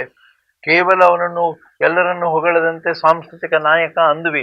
ಆ ನಾಯಕತ್ವದ ಗುಣಗಳನ್ನ ನಾವೆಲ್ಲಿ ಅಳವಡಿಸ್ಕೊಳ್ತಾ ಇದೀವಿ? ಅಳವಡಿಸ್ಕೊಳ್ಳೋದು ಕರ್ತವ್ಯ. ಪ್ರತಿಯೊಬ್ಬ, ನಾವು ಬರೀ ರಾಜಕಾರಣಿಗಳನ್ನ ಬೈಯೋದಾಗ್ಲಿ, ಪಕ್ಷವನ್ನು ಬೈಯೋದಾಗ್ಲಿ, ಪ್ರತಿಯೊಬ್ಬ ಪ್ರಜೆಯೂ ಕೂಡ ಹೌದು. ಆ ಪ್ರಜ್ಞೆಯನ್ನ ಜಾಗೃತ ಮಾಡಿಕೊಳ್ಳದೆ ಬಸವ ತತ್ವ ನಾಯಕ ಬಸವಣ್ಣ, ಕೊನೆಗೆ ಕರ್ನಾಟಕದಲ್ಲಾದ್ರೂ ಬಸವಣ್ಣನ ನಾಯಕ ಅಂತ ನಾವು ಒಪ್ಕೊಂಡಿದ್ದೇವೆ, ಸರ್ಕಾರವೇ ಅದು ಘೋಷಣೆ ಮಾಡಿದೆ. ಆ ಘೋಷಣೆಯಾಗಿರುವುದಕ್ಕಿಂತ ನಮ್ಮಲ್ಲಿರ್ತಕ್ಕಂಥ ಅರಿವು ಅನ್ನೋದನ್ನ ಜಾಗೃತ ಮಾಡಿ, ಇಷ್ಟೊತ್ತು ಕೂಡ ತಾವು ಹೇಳಿದ ಅನೇಕ ಆದರ್ಶದ ಮಾತುಗಳು ಕೇವಲ ಆದರ್ಶವಾದ ಆಗಿ ಉಳಿಯೋ ಹಾಗಿಲ್ಲ, ಅದು ಪ್ರತಿಯೊಬ್ಬರಲ್ಲಿ ಪರಿವರ್ತನೆ ಆಗಬೇಕು. ಆ ಪರಿವರ್ತನೆಯನ್ನ ಹೇಗೆ ಮಾಡೋದು ಅನ್ನೋದೇ ಇವತ್ತಿನ ಚಿಂತನೆ. ಅಲ್ಲ, ತಾವು ಹೇಳಿದ್ದು ನೋಡಿ ವಾಸ್ತವ ಸತ್ಯ. ನಾನು ಹೇಳ್ತೇನೆ, ಸಾಂಸ್ಕೃತಿಕ ನಾಯಕ ಅಂತ ಅನ್ನುವಂಥದ್ದು ಇದೆಯಲ್ಲ, ಅದು ನಮಗೆ ಸ್ಥೂಲವಾಗಿ ಒಂದು ದಿಕ್ಕನ್ನ ತೋರಿಸ್ತದೆ. ಸಾಂಸ್ಕೃತಿಕ ನಾಯಕ ನಮ್ಮ ನಾಯಕನಾಗಿ ನಮ್ಮನ್ನ ಸರಿಯಾದ ಮಾರ್ಗದಲ್ಲಿ ನಡೆಸುವುದಕ್ಕೆ ನಮಗೆ ಒಂದು ದಿಕ್ಕು ಕಾಣ್ತಾ ಇದೆ, ಒಂದು ದಿಕ್ಸೂಚಿ ಕಾಣ್ತಾ ಇದೆ. ನಾವು ಅದನ್ನ ಹೊಗಳಿಕೆ ಕೂತ್ಕೊಳ್ಬಾರ್ದು. ಬಸವಣ್ಣ ಹೇಳಿದ ಈ ಸರಳವಾದ ಮಾತನ್ನು ನೀವು ತೆಗೆದುಕೊಳ್ಳಿ. ಭಕ್ತಿ ಸುಭಾಷೆಯೇ ನುಡಿವೆ. ಭಕ್ತಿ ಅಂತ ಹೇಳಿದ್ರೆ ನಾವು ಯಾವುದೋ ದೇವಸ್ಥಾನ ತೀರ್ಥಯಾತ್ರೆ ಮಾಡ್ಕೊಂಡು ಭಜನೆ ಮಾಡೋದಲ್ಲ ಭಕ್ತಿ ಅಂತಂದ್ರೆ. ಭಕ್ತಿ ಅಂತಂದ್ರೆ ನಮ್ಮ ನಡೆ ಮತ್ತು ನಮ್ಮ ನುಡಿ ಎರಡನ್ನು ಸೇರಿಸಿದಂತಹ ಒಂದು ಗಟ್ಟಿತನ ಇದೆಯಲ್ಲ, ಇದು ಭಕ್ತಿ. ಸುಭಾಷೆ, ನಾನು ಎಷ್ಟೇ ದೊಡ್ಡವ ಅಂತ ಅನ್ನುವಂತ ಅಹಂಕಾರ ಮತ್ತು ಉದಾಸೀನದಿಂದ ಮಾತನಾಡಬಾರ್ದು. ಎಲ್ಲರ ಜೊತೆಯಲ್ಲಿ ಎಲ್ಲರ ಮನಸ್ಸನ್ನ ತಲುಪುವಂತೆ ಮಾತನಾಡಬೇಕು. ಇದು ಸರಳವಾದ ಮಾತು. ಇದಿಷ್ಟನ್ನ ನಾವು ಮೊದಲು ಕಲಿಸ್ಬೇಕು. ಎರಡನೇ ಮಾತು, ನುಡಿದಂತೆ ನಡೆವೆ. ನಾನು ಏನು ಬಾಯಿನಲ್ಲಿ ಹೇಳ್ತೇನೆ ಅದು ನನ್ನ ನಡೆಗೆ ದಿಕ್ಸೂಚಿಯಾಗಿರ್ಬೇಕು. ಇದು ಕೇವಲ ಭಾಷಣವಾಗ್ತಾ ಇದೆ. ಆಮೇಲೆ ನಡೆಯಲ್ಲಿ ನುಡಿಯ ಪೂರೈಸುವೆ. ನನ್ನ ನಡೆ ನನ್ನ ಮಾತಿಗೆ ಆಧಾರವಾಗಿ ನಿಲ್ಲಬೇಕು. ನೋಡಿ, ಈ ಮೂರೇ ಮಾತು, ನಿಜ, ಮೂರೇ ಮಾತು ಬಹಳ ಸರಳವಾಗಿ ಕಾಣುತ್ತೆ. ಆದರೆ ಇದನ್ನ ನಾವು ಖಚಿತವಾದಂತ ರೀತಿಯಲ್ಲಿ ಇದನ್ನ ನಾವು ನಮ್ಮ ಬದುಕಿನಲ್ಲಿ ನಾವು ಅದನ್ನು ಬಿತ್ತಿ ಬೆಳೆಯುವಂತಹ ಗಟ್ಟಿತನವನ್ನ ನಾವು ತೋರಿಸ್ಕೊಂಡ್ರೆ ಏನಾಗತ್ತೆ? ಅಣ್ಣ ಪ್ರೇಮಿಯವರೇ, ತಾವು ಕೂಡ ನಿಮ್ಮ ಚಿಂತನೆಗಳನ್ನ ಈ ಇಡೀ ಈ ಚಿಂತನೆಯನ್ನು ನಾನು ಗಮನಿಸ್ತಾ ಹೋದರೆ ಇದಕ್ಕೆ ಒಂದೇ ಒಂದು ಶಬ್ದ, ಬಸವಣ್ಣನ ಪ್ರಜ್ಞೆ, ಬಸವ ಪ್ರಜ್ಞೆ. ಅಂದರೆ ಬಸವಣ್ಣನವರು ನಮ್ಮ ಈ ಎಲ್ಲ ಸಮಸ್ಯೆಗಳಿಗೂ ಉತ್ತರ ಕಂಡುಹಿಡ್ಕೊಂಡಿದ್ರು, ಅವ್ರು ನಡೆದು ತೋರಿಸಿದ್ರು. ಮುಖ್ಯವಾದ ವಿಷಯ ಅಂದರೆ ಅವರಿದ್ದಿದ್ದು ಒಂದು ರಾಜಪ್ರಭುತ್ವದಲ್ಲಿ. ಖಂಡಿತ ರಾಜಪ್ರಭುತ್ವದಲ್ಲಿದ್ದರೂ ಕೂಡ ಅವರಿಗೆ ಒಂದು ಮಂತ್ರಿ ಪದವಿ ಸಿಕ್ಕಿ ಒಂದು ಅವಕಾಶ ಸಿಕ್ಕಿದಾಗ ಆ ಅವಕಾಶವನ್ನು ಉಪಯೋಗಿಸ್ಕೊಂಡು ಆಗಲೂ ಕೂಡ ದೇಶ ಕಿರಿಯರಿಲ್ಲ ಅನ್ನೋ ಮನೋಭಾವದಿಂದ ಅವಕಾಶವನ್ನು ಉಪಯೋಗಿಸ್ಕೊಂಡು ಅವರು ಬಡವರಿಗೆಲ್ಲ ಒಂದು ಕಾಯಕ ಮಾಡುವ ಒಂದು ಶಕ್ತಿಯನ್ನು ಕೊಟ್ಟಾಗ ಭಂಡಾರದ ಹಣ ಜಾಸ್ತಿ ಆಯ್ತು. ರಾಜನಿಗೆ ಆಶ್ಚರ್ಯ ಆಯ್ತು, ಏನಿದು ಹೆಂಗ್ ಸಾಧ್ಯ ಆಯ್ತು ಅಂತ. ಇದನ್ನು ಒಂದು ಪ್ರಯೋಗ ಮಾಡಿ ತೋರಿಸಿದ್ರು. ಹೌದು, ಬಸವಣ್ಣನವರು. ಇದು ಜೊತೆಗೆ ನಮ್ಮ ಎಲ್ಲ ಒಂದು ಕೂಡ ಪ್ರಯೋಗದಲ್ಲಿಯೂ ಕೂಡ ಬಿಜ್ಜಳನ ಭಂಡಾರ ಏಕೆ ಅಂತ ಹೇಳಿದ್ರು. ಆ ಧೈರ್ಯ ನೋಡಿ, ಅದು ಆ ಧೈರ್ಯ ಇದು ವಾಸ್ತವಾದಂತ ಈ ಮಾತು ವಚನ ಎಷ್ಟು ಚೆನ್ನಾಗಿದೆ ನೋಡಿ. ಊರ ಮುಂದೆ ಹಾಲ ಹಳ್ಳ ಹರಿಯುತ್ತಿರೋದು ಓರೆ ಯಾವಿನ ಅಂಗಿಕೆ. ಈ ಯಾವ್ದೋ ಹಾಲು ಕರೀದೆ ಇರುವಂತ ಹಸುವಿನಿಂದ ಯಾಕಯ್ಯ ಹೋಗ್ತೀಯ? ಎಷ್ಟು ದಿನ ಹೋಗ್ತೀರ ಅವ್ರ ಹಿಂದೆ? ಇವತ್ತೇನಾಗಿದೆ ಅಂತಂದ್ರೆ ಊರ ಮುಂದೆ ಹಾಲ ಹಳ್ಳ ಯಾವ್ದು ಅನ್ನೋದನ್ನ ನಾವು ಪರಿಚಯ ಮಾಡಲೇ ಇಲ್ಲ. ಈಗ ನಮ್ಮ ಕಾಯಕ ಪ್ರಜ್ಞೆ, ನಮ್ಮ ನೆಲೆ ಇದೆಯಲ್ಲ, ಇದು ಊರ ಮುಂದೆ ಹರಿಯುವಂತ ಹಾಲ ಹಳ್ಳ. ನಾವು ಈ ಓರೆಯಾವಿನ ಅದನ್ನು ಬಿಟ್ಟು ಓರೆಯಾವಿನ ಹಂಗು ಓರೆಯಾವ ಯಾವುದು ಅಂತಂದ್ರೆ ಸರ್ಕಾರಿ ಗ್ಯಾರಂಟಿಗಳು ಮತ್ತು ಮೀಸಲಾತಿಗಳು. ಕಂಟಿನ್ಯೂ ಮಾಡಿ. ಈ ಮೀಸಲಾತಿಗಳಿದೆಯಲ್ಲ, ಸಂದರ್ಭದಲ್ಲಿ ಇನ್ನೊಂದು ವಿಷಯ ಜ್ಞಾಪಕ ಬರುತ್ತೆ. ಈಗ ನಾವು ಅದು ಮಾತು ಈ ಪ್ರಜ್ಞೆ ಅಂತ ಬಂದಾಗ ಪರಿಸರ ಪ್ರಜ್ಞೆ ಅನ್ನೋದು ಬರುತ್ತೆ. ಇವತ್ತಿನ ಸಂದರ್ಭಕ್ಕೆ ಪರಿಸರ ಪ್ರಜ್ಞೆ ನಮ್ಮಲ್ಲಿ ಯಾಕಿಲ್ಲ? ಎರೆ ಒಣಗಿಸ್ತೀವಿ, ಗಿಡ ಇಲ್ದಂಗೆ ಮಾಡಿದ್ವಿ, ಮರ ಇಲ್ದಂಗೆ ಮಾಡಿದ್ವಿ, ನೀರಿಲ್ದಂಗೆ ಆಯ್ತು. ಆದರೆ ಋಗ್ವೇದದಲ್ಲಿ ಈ ಅರಣ್ಯಕಾಂಡ ಅಂತ ಬರುತ್ತೆ, ಅರಣ್ಯ ಪರ್ವ, ಅಲ್ಲಿ ಈ ಪರಿಸರ ಪ್ರಜ್ಞೆ ಬಗ್ಗೆ ಮಾತಾಡ್ತಾರೆ. ಗಿಡ ಬೆಳೆಸ್ಬೇಕು, ನೀರ್ನ ಕೆರೆ ಇದು ಮಾಡ್ಬೇಕು ಅಂತ. ಅಂದ್ರೆ ಆ ಕಾಲದ ಕೂಡ ಇಂಥ ಸಂದರ್ಭಗಳು ಇದ್ದಿರ್ಬೋದು. ಆದ್ರೆ ಇವತ್ತು ನಾವು ಅದನ್ನ ಯಾಕೆ ಪಾಲಿಸ್ತಾ ಇಲ್ಲ? ನಾವೆಲ್ಲ ಹೇಳ್ತೀವಿ ಎಲ್ಲ ವೇದದೊಳಗಿದೆ, ಅದ್ರಲ್ಲಿ ಎಲ್ಲಾನು ಇದೆ, ನಿಜ. ಜ್ಞಾನ, ವೇದ ಅಂದ್ರೆ ಜ್ಞಾನ ಇದೆ. ಯಾರ ಹತ್ರ ಇದೆ? ಎಲ್ಲಿದೆ? ಪುಸ್ತಕದಾಗಿದೆ. ಆದ್ರೆ ನಮಗೆ ಯಾಕೆ ಬರಲಿಲ್ಲ? ಮನುಷ್ಯನಲ್ಲಿ ವ್ಯಕ್ತಿಯೊಳಗೆ ಬರಬೇಕು ಜ್ಞಾನ. ಪುಸ್ತಕದೊಳಗೆ ಜ್ಞಾನ ಇದ್ರೆ ಏನ್ ಪ್ರಯೋಜನ? ಇವತ್ತಾಗಿರೋ ದುರಂತ ಇದೇನೆ. ಎಲ್ಲ ಗೊತ್ತು, ಎಲ್ಲ ಇದೆ ಅಂತೀವಿ ನಮ್ಮಲ್ಲಿ, ಆದ್ರೆ ಪ್ರಯೋಜನ ಏನಿಲ್ಲ. ಅಂದ್ರೆ ಕ್ರಿಯೆ ಇಲ್ಲದ ಜ್ಞಾನ ಅಜ್ಞಾನಕ್ಕೆ ಸಮಾನ ಅಂತ ಅದು ಸ್ಪಷ್ಟವಾದ ಮಾತು ಶರಣರು ಹೇಳಿದ್ದು. ಬಹಳ ಸೂಕ್ಷ್ಮವಾಗಿದೆ ಅದು. ಅದು ಕ್ರಿಯೆ ಇಲ್ಲದ ಜ್ಞಾನ ಅಜ್ಞಾನ. ಈಗ ಅಜ್ಞಾನದಲ್ಲೇ ಇದ್ದೇವೆ ನಾವು, ಅಜ್ಞಾನದಲ್ಲಿದ್ದೇವೆ. ಗೊತ್ತಿದ್ದು ತಪ್ಪು ಮಾಡ್ತೀವಲ್ಲ, ಅದಕ್ಕೇನಂತ ಹೇಳಿ ಏನ್ ಅನ್ಬೇಕ್ರಿ? ನೋಡಿ, ಅದನ್ನೇ ಹೇಳಿದ್ರು, ಬರೀ ನಾವು ಬಾಯಿನಲ್ಲಿ ಭಾಷಣ ಮಾಡೋದೇನು ಪ್ರಯೋಜನ ಇಲ್ಲ. ಗಿಳಿ ಓದಿದರೆ ಏನು ಜ್ಞಾನಿಯಾಗಬಲ್ಲದೆ, ಇಕ್ಕುಳ ಕೈ ಮುಗಿದರೇನು ಭಕ್ತಿಯಾಗಬಲ್ಲದು. ನೋಡಿ ಎಂತ ಮಾತುಗಳು. ಹೌದು. ಆದ್ರೆ ನಾವು ತಲೆಬಾಗಿದರೆ ಏನು ಭೃತ್ಯಾಚಾರಿಯಾಗಬಲ್ಲದೆ. ಬಸವಣ್ಣನ ಮಾತಿದು ತೀಕ್ಷ್ಣವಾದಂತ ಮಾತು. ಇದನ್ನ ನಾವು ಗಮನಿಸ್ಬೇಕು. ಇದಿಷ್ಟೇ ಅಲ್ಲ, ನೀವು ಹೇಳಿದ್ದು ಬಹಳ ಸ್ವಾರಸ್ಯವಾದಂತ ವಾಸ್ತವ ಸತ್ಯ. ನಮ್ಮ ಅಂತರಂಗವನ್ನ ನಾವು ಸರಿಯಾಗಿ ನೋಡಿ, ವೇದಗಳಲ್ಲಿ ಇರ್ತಕ್ಕಂಥದ್ದು ಆಚರಣೆಯಲ್ಲಿ ಯಾವಾಗ ಮರೀತೋ ಆವಾಗ ಪ್ರಭುದೇವರು ಹೇಳಿದ್ರು, ವೇದವೆಂಬುದು ಓದಿನ ಮಾತು. ಈ ಶಾಸ್ತ್ರ, ಸಸ್ಯಶಾಸ್ತ್ರ, ಆಗಮಶಾಸ್ತ್ರ, ಏನು ಶಾಸ್ತ್ರಗಳು, ಏನು ಅದ್ಭುತ, ಏನು ಎಷ್ಟು ಜನ ಪಂಡಿತರು ಸೇರಿದ್ದಾರೆ, ಒಬ್ಬೊಬ್ಬರ ವೈಭವ ಒಂದೊಂದು. ಹೌದಪ್ಪ, ಪ್ರಯೋಜನ ಏನು? ಶಾಸ್ತ್ರವೆಂಬುದು ಸಂತೆಯ ಸುದ್ದಿ. ಈ ತರ ಆಗ್ಬಾರ್ದು. ಆಮೇಲೆ ಇನ್ನೊಂದು ಹೇಳ್ತೀನಿ, ನಾವು ಭಕ್ತಿ ಅಂತ ಅನ್ನುವಂಥದ್ದು ನಾವು ದೇವರ ಮುಂದೆ ಕೂತ್ಕೊಂಡು ನಮಸ್ಕಾರ ಮಾಡೋದು, ಸ್ತೋತ್ರ ಮಾಡೋದನ್ನ ಇಟ್ಕೊಂಡ್ವಿ. ನಡೆನುಡಿಗಳನ್ನ ಜೋಡಿಸೋದು ಭಕ್ತಿ ಆಗ್ಲಿಲ್ಲ. ನಾವೇನ್ ಮಾಡಿದ್ದೀವಿ ಅಂದ್ರೆ ಭಕ್ತಿಯನ್ನ ತೋರುಂಬ ಲಾಭವನ್ನಾಗಿ ಮಾಡಿ. ಈಗ ತೋರುಂಬ ಲಾಭ ಆಗಿದೆ. ತಾವು ಪರಿಸರ ಪ್ರಜ್ಞೆ ವೇದ ಯಾವುದೋ ಒಂದು ಆಧಾರದ ಮೇಲೆ ಹೇಳಿದ್ರಿ. ಆದ್ರೆ ಅಕ್ಕಮಹಾದೇವಿಯವರ ತಮ್ಮ ಸಂಪೂರ್ಣ ವಚನಗಳಲ್ಲಿ ತರು ಮರಗಳೇ ಎಲ್ಲಿದ್ದಾರೆ ನನ್ನ ಚನ್ನಮಲ್ಲಿಕಾರ್ಜುನ ಪ್ರಶ್ನೆ ಮಾಡ್ಬೇಕಾದ್ರೆ ಅಕ್ಕಮಹಾದೇವಿ ಪರಿಸರದಲ್ಲಿ ಕಂಡಿದ್ದು ದೈವತ್ವವನ್ನ. ಈಗ ದೈವತ್ವ ಅಂದ್ರೆ ಏನು? ಪರಿಸರ ಸರಿಯಾಗಿದ್ರೆ ನಾವು ಬದುಕ್ತೇವೆ, ಇಲ್ಲದೆ ಇದ್ರೆ ಇವತ್ತಿನ ಪರಿಸ್ಥಿತಿಗೆ ಬರ್ತೇವೆ. ಇನ್ನ ಯಾವ ಸ್ಥಿತಿಗೆ ಹೋಗ್ತೀವೋ ಗೊತ್ತಿಲ್ಲ. ಹೀಗಾಗಿ ಅಕ್ಕಮಹಾದೇವಿಯವರ ವಚನಗಳಲ್ಲಿ ಪರಿಸರದ ಜೊತೆ ಆ ತಾಯಿಯ ಮಾತಿದೆಯಲ್ಲ, ಪರಿಸರದ ಬಗ್ಗೆ ಮನವೆಲ್ಲ ನೀವೇ, ಮನದೊಳಗಾಡುವ ತರುಮರಾದಿಗಳೆಲ್ಲ ನೀವೇ ಅಂತ ಅಲ್ಲಿ ಹೇಳಿದಾಗ ಅಂದ್ರೆ ಪ್ರತಿಯೊಂದರಲ್ಲೂ ದೈವ ಪ್ರಜ್ಞೆಯನ್ನ ನೋಡುವಂತದ್ದು. ಈಗ ದೈವ ಪ್ರಜ್ಞೆಯನ್ನ ನಾವು ಅದನ್ನ ಕಡ್ದಾಗ್ತಾ ಇದೀವಿ. ಹಾಗಾದ್ರೆ ಎಲ್ಲಿ ನಾವು ಹಾಳಾಗ್ತಾ ಇದೀವಿ? ದೈವ ಪ್ರಜ್ಞೆ ಅನ್ನೋದು ಮನುಷ್ಯನಲ್ಲೂ ಇಲ್ಲ, ಪ್ರಾಣಿಗಳಲ್ಲೂ ಇಲ್ಲ, ಎಲ್ಲೂ ಇಲ್ಲ. ನೋಡಿ, ಅಲ್ಲ ಅಪ್ಪ ಬಸವಣ್ಣನ ಮಾತಿಲ್ಲಿ ಗಮನಿಸಬೇಕು. ನಾನೋರ್ವನೇ ಭಕ್ತ, ಮರ್ತ್ಯಲೋಕದೊಳಗಣ ಪ್ರತಿಯೊಂದು ದೈವ ಸ್ವರೂಪ. ನಾವು ಇದನ್ನ ಇಡೀ ಪ್ರಪಂಚವನ್ನ ಪ್ರತಿಯೊಬ್ಬ ವ್ಯಕ್ತಿಯಿಂದ, ಒಂದು ಜೀವ ಸಂಕುಲದ ವ್ಯವಸ್ಥೆಯಿಂದ ಇಡೀ ಪ್ರಕೃತಿಯನ್ನು ಎಲ್ಲವನ್ನೂ ನಾವು ಒಟ್ಟು ದೈವ ಪ್ರಜ್ಞೆಯಲ್ಲಿ ನೋಡಿದಾಗ ವಿಶ್ವರೂಪ ದರ್ಶನ ನಮ್ಮ ಕಣ್ಣೆದುರು ಕಾಣುತ್ತೆ. ಜೀವ ರಾಶಿಗೆ ಲೇಸನೆ ಹೌದು. ನಾವು ಬರೀ ಮನುಷ್ಯ ಅಲ್ಲ, ಸಕಲ ಜೀವರಾಶಿಗೆ ಲೇಸ ಬಯಸೋದಿದೆಯಲ್ಲ, ಇದು ದೈವ ಪ್ರಜ್ಞೆ. ಅವಾಗ ಏನಾಗುತ್ತೆ? ಆ ದೇವರನ್ನ ಎಲ್ಲರಲ್ಲೂ, ಎಲ್ಲಾ ಕಣಗಳಲ್ಲೂ, ಒಂದು ಹುಲ್ಲಿನಿಂದ ಹಿಡಿದು ಮರದವರೆಗೂ ಒಂದು ಜೀವಿಯಲ್ಲಿ ಪ್ರತಿಯೊಂದರಲ್ಲೂ ನಾವು ದೇವರನ್ನು ನೋಡಿದಾಗ, ದೇವರು ಅಂದಾಗ ಮತ್ತೆ ಘನ ಸಾಕ್ಷಿ ಆದಾಗ ಯಾವುದೋ ಒಂದು ಕಲ್ಪನೆ, ನಾವು ದೇವ್ರ ಅಂದ ತಕ್ಷಣ ಒಂದ್ ಮೂರ್ತಿ ಕಲ್ಪನೆ ಮಾಡ್ತೀವಿ, ಒಂದು ಪುರಾಣದ ಕಲ್ಪನೆ ಮಾಡ್ತೀವಿ, ಅಲ್ಲಿಗೆ ಸೀಮಿತಗೊಳಿಸ್ತೀವಿ. ಖಂಡಿತ ಅದು ಇತಿಹಾಸದಲ್ಲಿ ಮತ್ತದನ್ನ ದಾರಿ ತಪ್ಪಿಸಿದೀವಿ. ಹೌದು, ದೈವ ಅನ್ನೋದು ಶಬ್ದವನ್ನೇ ಹಾಳು ಮಾಡಿಟ್ಟಿದೀವಿ. ನೋಡಿ, ದೇವ ಅಂತಂದ್ರೆ ಮೂಲ ಆ ಶಬ್ದ ಉತ್ಪತ್ತಿ ಬೆಳಕು, ದಿವಿ ಪ್ರಕಾಶ ಎನ್ನುವಂತ ಧಾತುವಿನಿಂದ ಆ ಶಬ್ದ ಹುಟ್ಟಿದ್ದು. ದೀಪ, ದೀವಿಗೆ, ದೇವ, ಇವೆಲ್ಲ ಬೆಳಕಿನ ಪ್ರಭಾವಗಳು. ಇದನ್ನೇ ಅಪ್ಪ ಬಸವಣ್ಣ ಹೇಳಿದ್ರು, ಮಹಾದೇವ ಅಲ್ಲಿಂದ ಮುಂದೆ ಶಬ್ದವಿಲ್ಲ, ಪಶುಪತಿ ಜಗಕ್ಕೆ ಏಕೋದೇವ.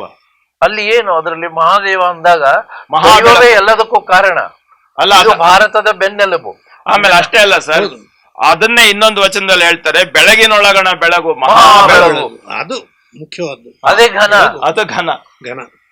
ಅದು ಇಟ್ಕೊಂಡು ನಾವು ಆ ಘನ, ಅದೇ ಪ್ರಜ್ಞೆ, ಅದೇ ಪ್ರಜ್ಞೆ. ಈಗ ಅದರ ಸಾಕ್ಷಿನೇ ಇಲ್ಲ ನಮಗೆ. ಈಗ ಆ ಪ್ರಜ್ಞೆ ಬೇಕು. ಈಗ ಅಲ್ಲ, ಪ್ರಜ್ಞೆ ಬೇಕು, ಆದ್ರೆ ನಮಗೆ ಯಾವ ಪ್ರಜ್ಞೆ ಇದೆ? ಈಗ ನಾನು ಒಬ್ಬ ಮಂತ್ರಿ ಆಗ್ಬೇಕು, ನಾನು ಪ್ರಧಾನಮಂತ್ರಿ ಆಗ್ಬೇಕು, ಸ್ವಾರ್ಥ ಸ್ವಾರ್ಥ ಸ್ವಾರ್ಥ.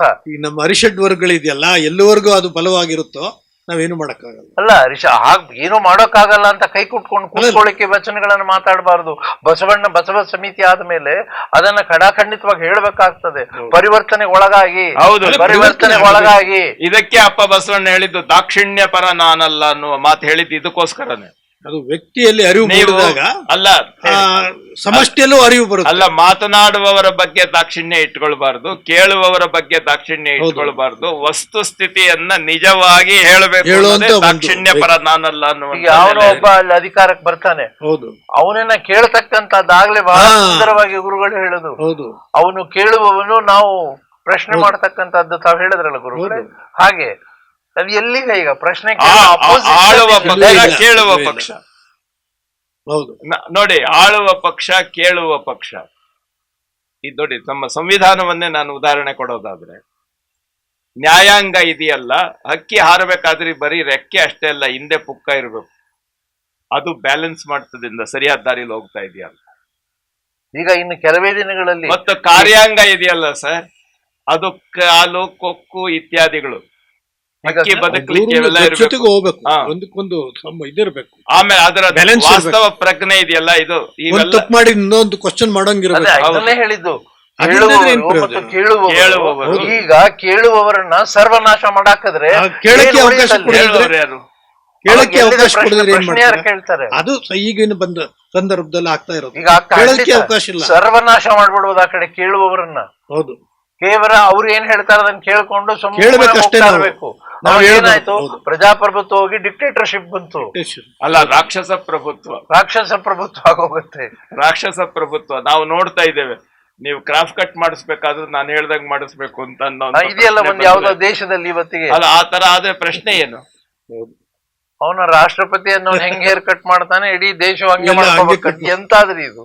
ಆ ಸ್ಥಿತಿಗೆ ಅಲ್ಲ, ಬರೋ- ಈ ಪರಿಸ್ಥಿತಿ ಇದೆಯಲ್ಲ, ಬರಬಾರ್ದು ಅದು. ನೋಡಿ, ಇದನ್ನ ಹೊರಗೆ ಹಾಕಬೇಕಾದ್ರೆ ಹೌದು ಮುಖ್ಯವಾಗಿ ನ್ಯಾಯನಿಷ್ಠುರಿ, ದಾಕ್ಷಿಣ್ಯಪರನಲ್ಲದ ಪ್ರಜ್ಞಾಪ್ರಭುತ್ವದ ನೆಲೆಯನ್ನ ನಾವು ಜಗತ್ತಿಗೆ ಪರಿಚಯ ಮಾಡಿಕೊಡ್ಬೇಕು.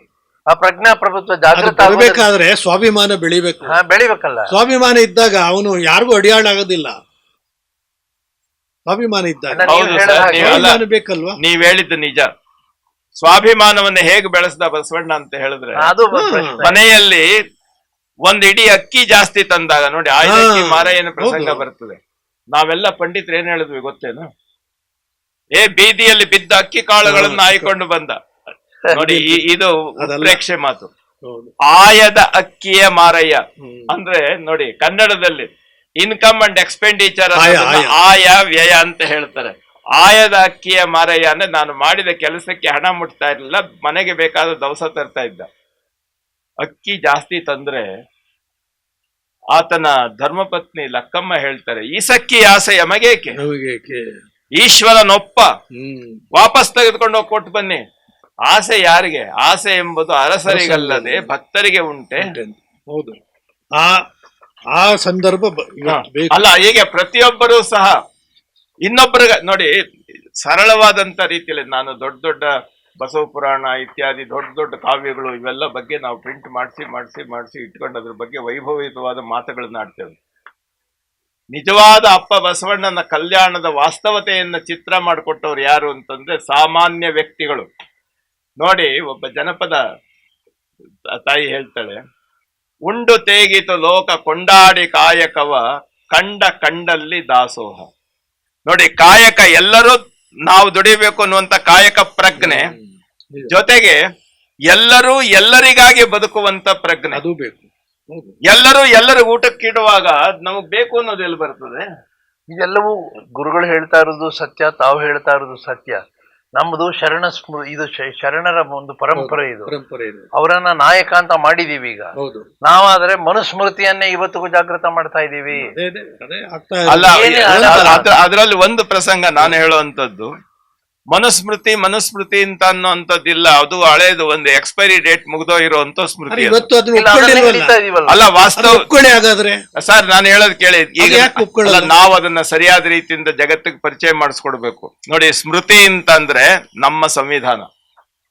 ನೋಡಿ, ಮನುಸ್ಮೃತಿ ಅಂತ ಮನು ಅನ್ನೋದಿದೆಯಲ್ಲ, ಸಂವಿಧಾನದ ಕರ್ತೃ ಅಂತ ಅಷ್ಟೇ. ನೋಡಿ, ಮೊದಲನೇವನು ಸ್ವಯಂಭುವ ಮನು, ಅವನ ಹೆಸರು ಸ್ವಯಂಭು, ಮೊದಲನೇ ಮನು ಬರೆದವನು. ಆ ನಂತರ ನೆಕ್ಸ್ಟ್ ಬರೆದವನು ಇನ್ನೊಬ್ಬ, ಈ ರೀತಿ 7ನೇವನು ವೈವಸ್ವತ ಮನು.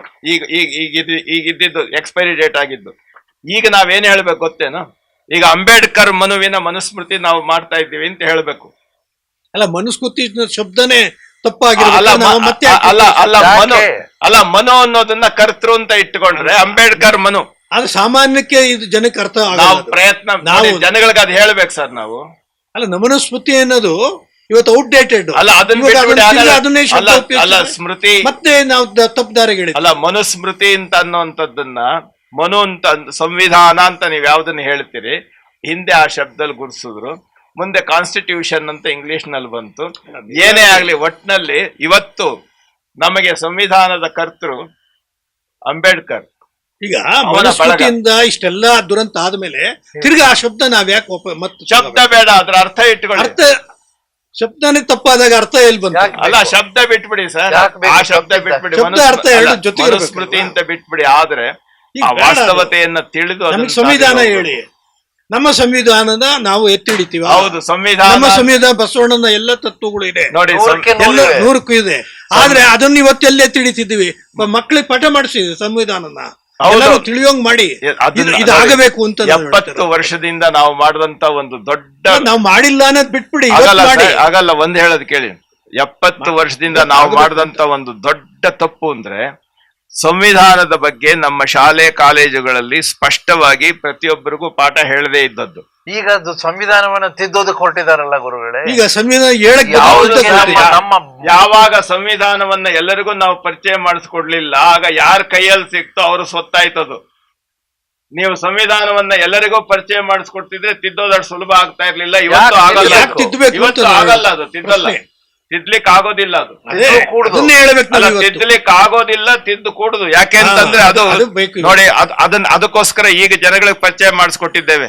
ನಾವೆಲ್ಲ ಒಟ್ಟು ಸೇರಿ ಇಡೀ ಜನ ನಾವು ಸಂವಿಧಾನವನ್ನು ಒಪ್ಪಿಕೊಂಡವರು, ನಮ್ಮ ರಾಜಕಾರಣಿಗಳು, ಹಿರಿಯ ರಾಜಕಾರಣಿಗಳು ಯಜಮಾನರಲ್ಲ, ನಾವು ಪ್ರಜೆಗಳ ಸಂವಿಧಾನ ಮೊದಲ ವಾಕ್ಯ ಇದ್ರೊಳಗೆ ಬರ್ತಕ್ಕ ಪ್ರಿಯಂಬಲ್ ಮಾಡಿರತಕ್ಕಂಥ. ಅಲ್ಲ, ಅದನ್ನ ಈಗ ಹೇಳ್ಕೊಡ್ತಾ ಇದ್ದೀರಿ, 25 ವರ್ಷದಿಂದ ಯಾಕೆ ಹೇಳಲಿಲ್ಲ?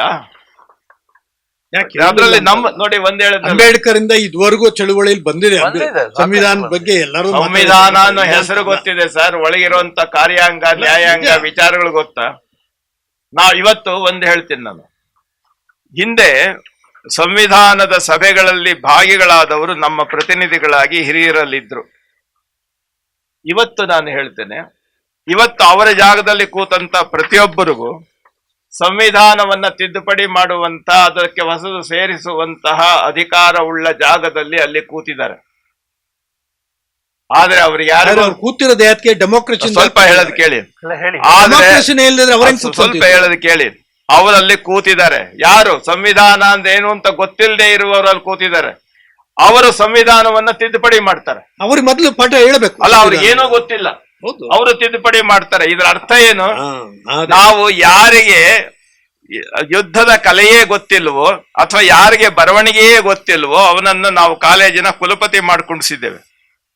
ಈ ಪ್ರಶ್ನೆ ಏನ್ ಮಾಡ್ಬೇಕು ಅಂತ ಹೇಳಿದ್ರೆ, ನಮ್ಮ ಪ್ರಜಾಪ್ರಭುತ್ವದ ಒಬ್ಬೊಬ್ಬ ಪ್ರತಿನಿಧಿಗೂ ಸಹ ಕನಿಷ್ಠ ನಾನೊಂದು ಹೇಳ್ತೀನಿ ಸರ್, ನೀವು KPSC UPSC ಪರೀಕ್ಷೆಯಲ್ಲಿ ಪಾಸ್ ಮಾಡಿದವನು IAS IPS KAS ಆಗ್ಲಿಕ್ಕೆ ಅವಕಾಶ ಇದೆ. ಅದೇ ರೀತಿಯಲ್ಲಿ ನಮ್ಮ ಸಂವಿಧಾನದ ಬಗ್ಗೆ ಒಂದು ಸಾರ್ವತ್ರಿಕವಾಗಿರುವ ಒಂದು ಪರೀಕ್ಷೆ ಕಂಡಕ್ಟ್ ಮಾಡಬೇಕು. ಆ ಪರೀಕ್ಷೆಯನ್ನ ನಮ್ಮ ಚುನಾವಣಾ ಕಮಿಷನ್ ಮಾಡಬೇಕು. ಚುನಾವಣಾ ಕಮಿಷನ್ನ ನೇತೃತ್ವದಲ್ಲಿ ನಮ್ಮ ಸುಪ್ರೀಂ ಕೋರ್ಟ್ ಜಡ್ಜಸ್ ಮತ್ತು ಚುನಾವಣಾ ಕಮಿಷನ್ ನೇತೃತ್ವದಲ್ಲಿ ಒಂದು ಸಮಿತಿ ಮಾಡಿ ಅದನ್ನ ಮಾಡಬೇಕು. ಏನು ಅಂತಂದ್ರೆ, ನಮ್ಮ ರಾಜ್ಯದಲ್ಲಿ ಅಥವಾ ರಾಷ್ಟ್ರದಲ್ಲಿ ನಮ್ಮ ಪ್ರತಿನಿಧಿಗಳಾಗಿ ಚುನಾವಣೆಗೆ ಸ್ಪರ್ಧಿಸುವವರು ಆ ಪರೀಕ್ಷೆಯಲ್ಲಿ ಪಾಸ್ ಆಗಿರ್ಬೇಕು.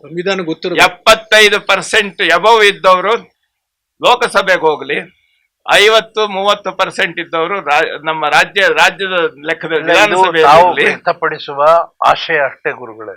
ಆದ್ರೆ ನಿಮ್ಮಿಂದ ಏನು ಮಾಡಕ್ಕಾಗಲ್ಲ, ನಮ್ಮಿಂದ ಅಲ್ಲ, ಮಾಡಕ್ಕಾಗಲ್ಲ ಅಂತಲ್ಲ. ಅದ್ ನೋಡಿ, ಇದು ಒಬ್ಬ ವ್ಯಕ್ತಿ ಮಾಡುವಂತ ಕೆಲಸ ಅಲ್ಲ, ಇಡೀ ಜಾಗೃತ ಆಗಬೇಕು. ಅಲ್ಲ, ಒಂದ್ ಹೇಳ್ತೀನಿ, ಇಡೀ ಪ್ರಜೆಗಳ ಮನಸ್ಸಿನಲ್ಲಿ ಈ ರೀತಿಯಾಗಿರ್ತಕ್ಕಂಥ ಒಂದು ಪ್ರಜ್ಞಾ ಜಾಗೃತಿ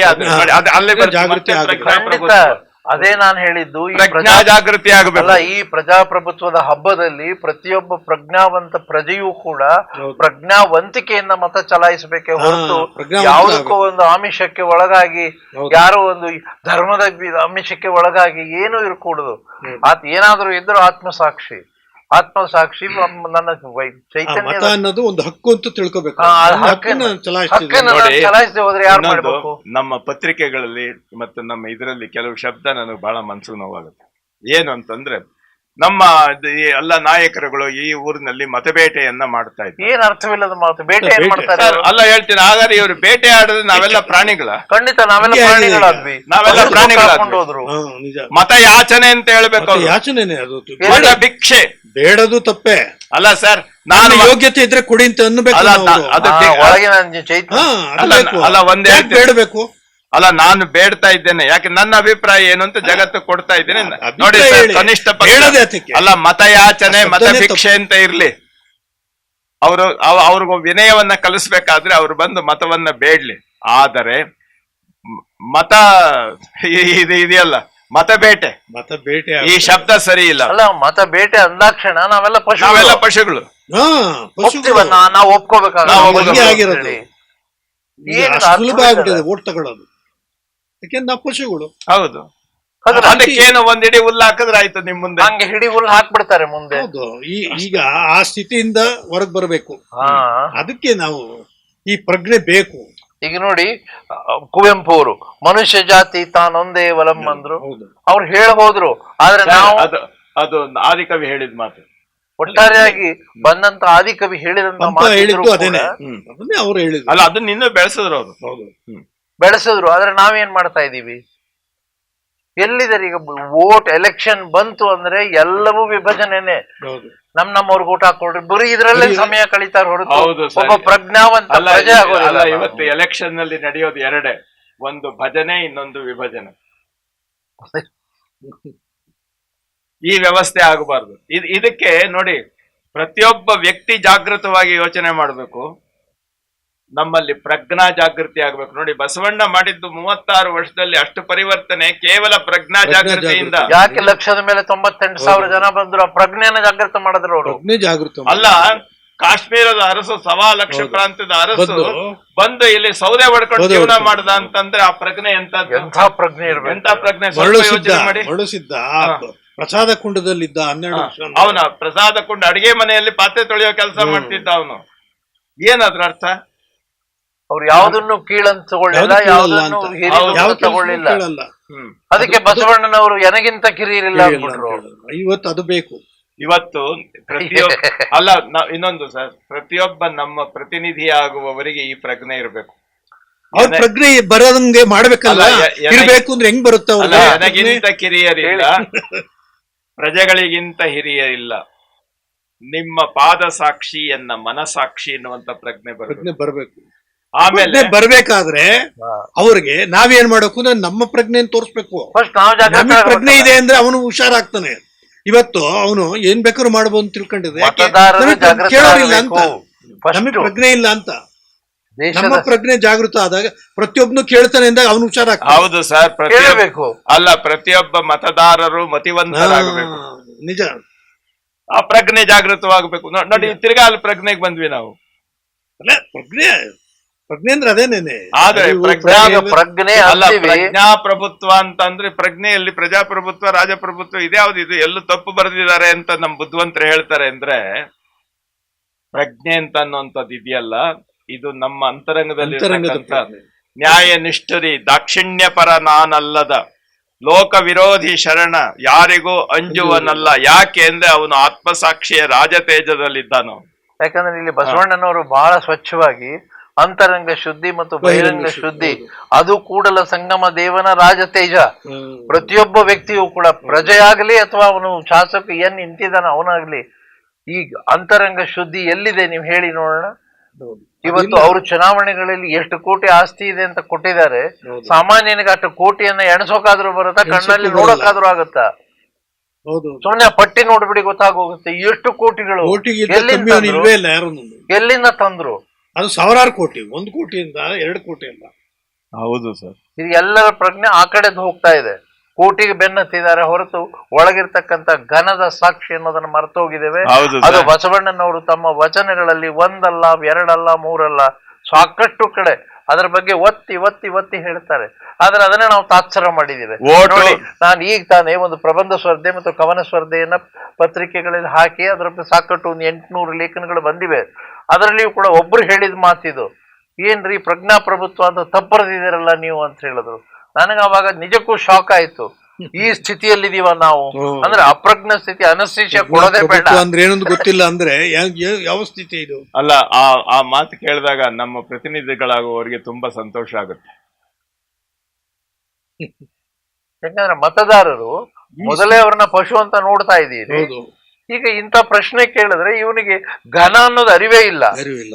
ಅಂದ್ರೆ ಯಾವ್ದ್ರ ಸಾಕ್ಷಿಯಾಗಿ ಬದುಕ್ತಾನ ಅವನು? ಯಾಕಂದ್ರೆ ಶರಣರ ಈ ಮೂರು ಶಬ್ದಗಳು ತನು, ಮನ, ಘನ, ನಾವೆಲ್ಲ ತನು ಮನದ ಸಾಕ್ಷಿಯಾಗಿ ಬದುಕ್ತಾ ಇದ್ದೇವೆ. ಆದ್ರೆ ಮನ ಘನಮನವಾಗ್ತಾ ಇಲ್ವಲ್ಲ ಪೂಜ್ಯರು ಹೇಳಿದ್ದು. ಅಲ್ಲ, ಎಷ್ಟು ಸ್ವಾರಸ್ಯ ಸರ್. ತನುಮನ ಧನ ಎಲ್ಲರೂ ನೋಡಿ, ಯಾರೋ ದಾರಿ ತಪ್ಪಿಸಿದ್ರು, ಎಲ್ಲರೂ ನಾವು ಅದನ್ನೇ ಹೇಳ್ಕೊಂಡು ಬಂದ್ವಿ. ನೋಡಿ ಸರ್, ತನು ಸ್ಥೂಲ, ಮನಸ್ಸು ಅದ್ರೊಳಗಿರೋ ಸೂಕ್ಷ್ಮ, ಧನ ಇವೆರಡಕ್ಕೂ ಸಂಬಂಧಪಡದೆ ಇದ್ದದ್ದು. ತನು ಮನ ಘನ ಆತ್ಮಸಾಕ್ಷಿ ನಮ್ ಶರಣರು ಹೇಳಿದ್ದು. ಒಂದ್ ಅಕ್ಷರ ವ್ಯತ್ಯಾಸ ಮಾಡ್ಬಿಟ್ಟು ಎಷ್ಟು ಕುಲಿಗೆಡಿಸಿದ್ದೀವಿ ಯೋಚನೆ ಮಾಡಿ. ತಮ್ಮ ವ್ಯೂ ಹೇಳಿ ಸರ್. ಅಂತಿಮವಾಗಿ ಸಮಯದ ಈಗ ಅಪಾಯವಾಗ್ತಾ ಇದೆ. ತಾವು ಅಂತಿಮವಾಗಿ ನಿಮ್ಮ ಅನಿಸಿಕೆ ಏನು? ಈ ಚಿಂತನೆ, ಈ ಪ್ರಜ್ಞಾಪ್ರಭುತ್ವದ ಬಗ್ಗೆ ನಾವು ಚಿಂತನೆ ನಡೆಸಿದಾಗ ಒಟ್ಟಾರೆಯಾಗಿ ನಮ್ಗೆ ಏನನ್ಸುತ್ತೆ ಅಂದ್ರೆ, ಪ್ರಜಾತಂತ್ರ ಆಗ್ಲಿ, ರಾಜತಂತ್ರ ಆಗ್ಲಿ, ಯಾವುದೇ ತಂತ್ರ ಆಗ್ಲಿ, ಶಾಸಕ ಯಾರಿರ್ತಾರೆ, ಅವನು ರಾಜ ಆಗಿರ್ಬೋದು ಅಥವಾ ಮಂತ್ರಿ ಆಗಿರ್ಬೋದು, ಯಾರೇ ಆಗಿರಲಿ, ಅವನಲ್ಲಿ ಪ್ರಜ್ಞೆ ಇರಬೇಕು ಅನ್ನೋದು ಮುಖ್ಯ. ಏನು ಪ್ರಜ್ಞೆ ಅಂದ್ರೆ, ಬಸವಣ್ಣ ಹೇಳಿದ್ದು ಏನಪ್ಪ ಪ್ರಜ್ಞೆ ಅಂದ್ರೆ, ದಯಾಪರನಾಗಿರ್ಬೇಕು, ಪ್ರಜೆಗಳ ಬಗ್ಗೆ ಒಲವಿರಬೇಕು, ಪ್ರೀತಿ ಇರಬೇಕು. ನಾನು ಯಾರಿಂದ ಚುನಾಯಿತನಾಗಿ ಬಂದಿದ್ದೀನಿ ಅಥವಾ ಯಾರ ಮೇಲೆ ಶಾಸನ ಮಾಡಕ್ಕೆ ನಾನು ಇದ್ದೀನಿ, ಅವರು ಪ್ರಜೆಗಳೆಲ್ಲರಲ್ಲೂ ದೈವಾಂಶ ಇದೆ, ಅವರು ನಮ್ಮ ಹಾಗೆ, ನನಗೆ ಹಸುವಾದ್ರೆ ಅವ್ರಿಗೂ ಹಸುವಾಗುತ್ತೆ ಅನ್ನೋ ಅರಿವಿರಬೇಕು ಅವನಿಗೆ. ಶಾಸನಕ್ಕೆ ಅರಿವಿರಬೇಕು. ಆ ರಾಜ ಅಲ್ಲದೆ ಪ್ರಜೆಗಳೇ ಶಾಸಕರಾದಾಗ, ಪ್ರಜೆಗಳಲ್ಲಿ ಅರಿವಿದ್ರೆ ಶಾಸಕನಲ್ಲಿ ಅರಿವಿದ್ದೇ ಇರುತ್ತೆ. ಆ ಪ್ರಜೆಗಳಲ್ಲಿ ಮೊದಲು ವ್ಯಕ್ತಿ ಪ್ರಜ್ಞೆ ಬರಬೇಕು. ವ್ಯಕ್ತಿ ಪ್ರಜ್ಞೆ ವಿಕಾಸವಾದಾಗ, ವ್ಯಕ್ತಿ ಪ್ರಜ್ಞಾವಂತ ವ್ಯಕ್ತಿಯಾಗಿ ಆದಾಗ ಸಮಷ್ಟಿ ಪ್ರಜ್ಞೆ ಬರುತ್ತೆ. ಆಗ ಇಡೀ ಸಮಾಜ ಮುಂದುವರಿಯುತ್ತೆ. ಈಗ ವ್ಯಕ್ತಿ ಪ್ರಜ್ಞೆ ಜಾಗೃತ ಆಗುತ್ತೆ. ಅದರಿಂದ ವ್ಯಕ್ತಿ ಪ್ರಜ್ಞೆ, ಬಸವಣ್ಣ ವ್ಯಕ್ತಿ ಪ್ರಜ್ಞೆಯ ಬಗ್ಗೆ ಅಥವಾ ಬಸವ ಪ್ರಜ್ಞೆ ನಾವೇನು ಹೇಳ್ತೀವಿ, ಬಸವಣ್ಣ ಏನು ಹೇಳ್ಕೊಟ್ಟು ಎಲ್ಲರಿಗೂ ಅಂದ್ರೆ, ನೀವು ಸ್ವಾಭಿಮಾನಿಗಳಾಗಿರಿ, ಎಲ್ಲರೂ ಯಾರಲ್ಲೂ ಭೇದ ಮಾಡಬೇಡಿ, ಸ್ತ್ರೀಯರಾಗ್ಲಿ ಮತ್ತೊಬ್ಬರಾಗ್ಲಿ, ಸಮಾನತೆ ಮುಖ್ಯ. ನಂತರ ಹೇಳಿದ್ದು ನಿಮ್ಮ ಭಕ್ತಿ ಅನ್ನೋದು, ಆ ಸಮಾನತೆ ಇಲ್ದಿದ್ರೆ ಆ ಭಕ್ತಿಗೂ ಅರ್ಥ ಇಲ್ಲ. ಕಾಯಕ, ದಾಸೋಹ, ಸಮಾನತೆ, ಈ ಮೂರನ್ನ ತತ್ವವಾಗಿಟ್ಕೊಂಡ್ರು. ಇದ್ರ ಮೂಲಕ ಪ್ರತಿಯೊಬ್ಬ ವ್ಯಕ್ತಿಯನ್ನ ಬೆಳೆಸಿದ್ರು. ಒಬ್ಬ ಸಾಧಾರಣ ಕಸ ಗುಡಿಸ್ತಕ್ಕಂಥವಳಲ್ಲೂ ಕೂಡ ಪ್ರತ್ಯಕ್ಕನಲ್ಲೂ ನಾವು ಕಸ ಗುಡಿಸ್ರಿ ಏನೋ ಬಿದ್ದಿರು ತಗೋಬಾರ್ದು ಅನ್ನೋ ಪ್ರಜ್ಞೆ ಅವಳಲ್ಲಿ ಮೂಡ್ತು. ಎಂತ ದೊಡ್ಡ ಸಾಧನೆ ಅಲ್ಲ ಇದು ಸಾಧನೆ. ಅಂತ ಪ್ರಜ್ಞೆ ನಮ್ಮಲ್ಲಿ ಎಲ್ಲರಲ್ಲೂ ಮೂಡಿದ್ರೆ ಇವತ್ತು ಪ್ರಪಂಚ ಹೀಗೆ ಹಾಕಿರ್ತದೆ. ಇದು ಬರಬೇಕು. ಅದರಿಂದ ಪ್ರಜ್ಞೆ ಅನ್ನೋದು ಎಲ್ಲರಲ್ಲೂ ಬರಬೇಕು, ಒಬ್ಬರಲ್ಲೇ ಅಂತ ಅಲ್ಲ, ಎಲ್ಲರೂ ಬರಬೇಕಾದ್ರೆ ಆ ಬರುವಂತ ಆ ಸಂದರ್ಭವನ್ನ ಅಥವಾ ಅವಕಾಶವನ್ನ ನಾವು ಕೊಡ್ಬೇಕು. ಬಸವಣ್ಣ ಮಾಡಿದ್ದು ಇದಕ್ಕೆ ಹೇಳೋದು, ಬಸವಣ್ಣ ಮಾಡಿದ್ದೇನು ಅಂದ್ರೆ, ಪ್ರತಿಯೊಬ್ಬರಿಗೂ ಬದುಕುವ ಒಂದು ಧರ್ಮವನ್ನು ಹೇಳ್ಕೊಟ್ಟ, ಹೇಗ್ ಬದುಕಬೇಕು ಅನ್ನೋದು ಹೇಳ್ಕೊಟ್ಟ. ಹಾಗಾದ್ರೆ ಬಸವ ಧರ್ಮ ಅಂದ್ರೆ ಬದುಕಿನ ಧರ್ಮ. ಅದು ನಾವು ಅದಕ್ಕೊಂದು ಬೇರೆ ಯಾರನ್ನು ಬೇಡ ಬಸವ ಧರ್ಮ ಅಂತ ಬಸವಣ್ಣನ ನಡೆ ನುಡಿ ಇವೆರಡು ಮುಖ್ಯ. ಅರಿವಿದ್ರೆ ಸಾಧ್ಯ ಇಲ್ಲ, ಅರಿವು ಆಚರಣೆಗೆ ಬರಬೇಕು. ಅರಿವು ಆಚರಣೆ ಎರಡು ಇದ್ದಾಗ ಆ ಅನುಭವ ಸಾಧ್ಯ.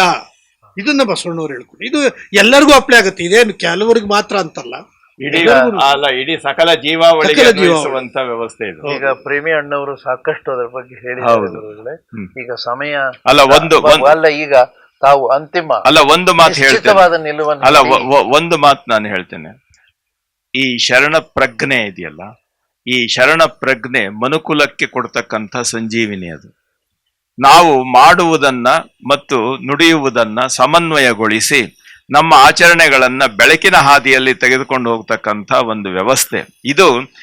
ಆ ರೀತಿ ಇಡೀ ಪ್ರಪಂಚದಲ್ಲಿ ಇಡೀ ಮನುಕುಲ ಪ್ರತಿಯೊಬ್ಬರು ಆ ರೀತಿ ಚಿಂತನೆ ಮಾಡ್ಲಿಕ್ಕೆ ಶುರುವಾದ್ರೆ ಈ ಪರಸ್ಪರ ಹೊಡೆದಾಟ ಬಡದಾಟ ಬಾಂಬ್ಗಳು ಇವೆಲ್ಲ ನಿಂತು ಹೋಗ್ತವೆ. ಅಯ್ಯೋ, ಬಾಂಬ್ಗಳು ಜಗತ್ತಿನ ಇತಿಹಾಸ ನೋಡಕ್ ಹೋದ್ರೆ ನಡ್ಕ ಬರುತ್ತೆ, ಸರ್ವನಾಶ ಮಾಡಕ್ ಹೊರಟಿದ್ದಾರೆ. ಹೌದು. ಅದು ಯಾಕೆ ಅಂತಂದ್ರೆ ಅಲ್ಲಿ ಪ್ರಜ್ಞೆ ಇಲ್ಲ. ನಿಜ. ಈ ಪ್ರಜ್ಞಾಹೀನ ಸ್ಥಿತಿಯಿಂದ ಪ್ರಜ್ಞೆಯ ಸ್ಥಿತಿಗೆ ಈ ಜನ ಈ ಪ್ರಜ್ಞಾಹೀನ ಸ್ಥಿತಿಯ ನೋವುಗಳನ್ನ ಅನುಭವಿಸಿ ಇದಕ್ಕೆಲ್ಲಾದ್ರೂ ದಾರಿ ಕಾಣ್ತಾ ಇದೆಯಾ ಅಂತ ನೋಡ್ತಾ ಇದ್ದಾರೆ. ಅವರಿಗೆ ಕೇವಲ ಬಸವಣ್ಣನ ಬೆಳಕಷ್ಟೇ ಕಾಣ್ತಾ ಇದೆ. ಈಗ ಉದಾಹರಣೆಗೆ ಇಸ್ರೇಲ್ ನಲ್ಲಿ ಒಂದು ಯುದ್ಧ ಆದ್ರೆ ಅವರು ಸಂಖ್ಯೆಗಳನ್ನು ಹೇಳ್ತಾರೆ, 30,000 ಜನ ಸತ್ರು, 35,000 ಜನ ಸತ್ರು.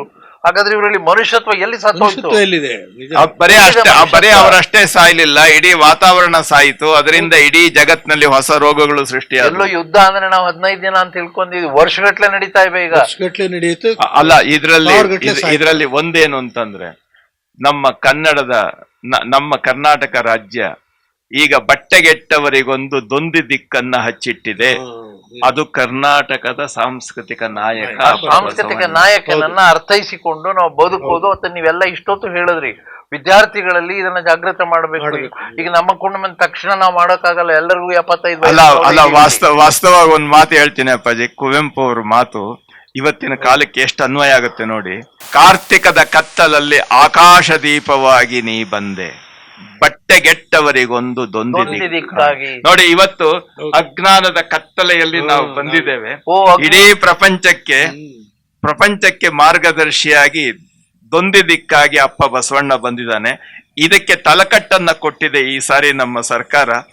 ಕರ್ನಾಟಕದ ಸಾಂಸ್ಕೃತಿಕ ನಾಯಕ ಅಂತ ಹೇಳಿ ಅವನ ಅನುಯಾಯಿಗಳಾಗಿ ನಾವೆಲ್ಲ ಸನ್ಮಾರ್ಗದಲ್ಲಿ ನಡೆಯೋಣ ಅನ್ನೋದು ನನ್ನ ವಿಚಾರ. ಈಗ ಕೊನೆಯದಾಗಿ ಆದಯ್ಯನವರ ವಚನ ನನಗೆ ಬಹಳ ಆಪ್ಯಾಯಮಾನವಾದ ವಚನ ಇದು. ತನುವಿನಲ್ಲಿ ನಿರ್ಮೋಹ. ನಾವೇನು ಇಷ್ಟು ಮಾಡ್ಕೋಬೇಕು. ತನುವಿನಲ್ಲಿ ನಿರ್ಮೋಹ, ಮನದಲ್ಲಿ ನಿರಹಂಕಾರ, ಪ್ರಾಣದಲ್ಲಿ ನಿರ್ಭಯ, ಚಿತ್ತದಲ್ಲಿ ನಿರಾಪೇಕ್ಷತೆ, ಭಾವದಲ್ಲಿ ದಿಗಂಬರತ್ವ, ವಿಷಯಗಳಿಗೆ ಉದಾಸೀನ, ಜ್ಞಾನದಲ್ಲಿ ಪರಮಾನಂದ ಅಂದ್ರೆ ಏನು? ಅರಿವು. ಜ್ಞಾನದಲ್ಲಿ ಪರಮಾನಂದ ಬೆಳೆಗೊಂಡ ಬಳಿಕ ಸೌರಾಷ್ಟ್ರ ಸೋಮೇಶ್ವರ ಲಿಂಗ, ಬೇರಿಲ್ಲ ಬೇರಿಲ್ಲ ಬೇರಿಲ್ಲ ಕಾಣಿರೋ. ಸಾಕಲ್ಲ? ಇದು ಇಡೀ ಜಗತ್ತಿನ ಪ್ರತಿಯೊಬ್ಬ ಪ್ರಜೆಯೂ ಕೂಡ ಆಧರಿಸ್ತಕ್ಕಂಥ ಒಂದು ಬದುಕಾಗಬೇಕು ಅಂತ ಆಶಯ. ಇವತ್ತಿನ ಕಾರ್ಯಕ್ರಮದ ಮುಕ್ತಾಯದ ಅದ್ಭುತವಾಗಿರುವಂತ ಒಂದು ಸೂತ್ರ ವಚನ ತಾವು ಸುಳ್ಳು ನುಡಿ ಕೊಟ್ಟದ್ದು ಬಹಳ ಅದ್ಭುತ ಇತ್ತು. ಎಲ್ಲರಿಗೆ ಶರಣಾರ್ಥಿ. ಈ ಕಾರ್ಯಕ್ರಮವನ್ನು ವೀಕ್ಷಿಸಿದ ಸಮಸ್ತ ಶರಣ ಬಂಧುಗಳಿಗೂ ಕೂಡ ಬಸವ ಸಮಿತಿಯ ಪರವಾಗಿ ಈ ವಿಶೇಷ ಚಿಂತನದ ಬಗ್ಗೆ ತಾವು ಕೂಡ ತಮ್ಮ ಸಮಾಜ ನೆಲೆಯಲ್ಲಿ ತಮ್ಮ ಕಾರ್ಯಕ್ರಮಗಳಲ್ಲಿ ಬಿಂಬಿಸ್ತಾ ಒಂದು ಬಸವಣ್ಣನ ಆ ನಾಯಕ ಅಂತ ಘೋಷಣೆ ಮಾಡೋದು ಮುಖ್ಯ ಅಲ್ಲ, ಆ ನಾಯಕನ ತತ್ವಗಳು ಯಾವುದು ಅಂತ ಪ್ರತಿಯೊಬ್ಬರ ಮನಕ್ಕೆ ಮುಟ್ಟಿಸ್ತಕ್ಕಂಥ ಪ್ರಯತ್ನ ಮಾಡೋಣ ಅಂತ ಹೇಳ್ತಾ ಡಾಕ್ಟರ್ ಪ್ರಭಾಶಂಕರ್ ಪ್ರೇಮಿಯವರಿಗೆ ಬಸವ ಸಮಿತಿಯಿಂದ ಹೃತ್ಪೂರ್ವಕವಾದ ಕೃತಜ್ಞತೆಗಳನ್ನು ಸಲ್ಲಿಸ್ತೇನೆ. ಹಾಗೆ ಪೂಜ್ಯ ಬೇಲಿಮಠದ ಶಿವರುದ್ರ ಮಹಾಸ್ವಾಮೀಜಿಯವರು ನಾವು ಯಾವಾಗ ಅಪೇಕ್ಷೆ ಪಡ್ತೀರಿ ಅವ್ರು ಬರ್ತಾರೆ. ಇದು ಕೂಡ ನಮಗೆ ಬಹಳ ಒಂದು ಸಂತ, ಎಲ್ರಿಗೂ ಅಷ್ಟು ಲಭ್ಯ ಆಗೋದಿಲ್ಲ. ಆದರೆ ಬಸವ ಸಮಿತಿಗೆ ಒಂದು ವಿಶೇಷವಾದ ಲಭ್ಯತೆ ಇದೆ. ಅದಕ್ಕೆ ತಮಗೂ ಕೂಡ ಎಲ್ಲ ಸರ್ವರ ಪರವಾಗಿ ನಾನು ಶರಣು ಸಲ್ಲಿಸ್ತೇನೆ. ಶರಣಾರ್ಥಿ.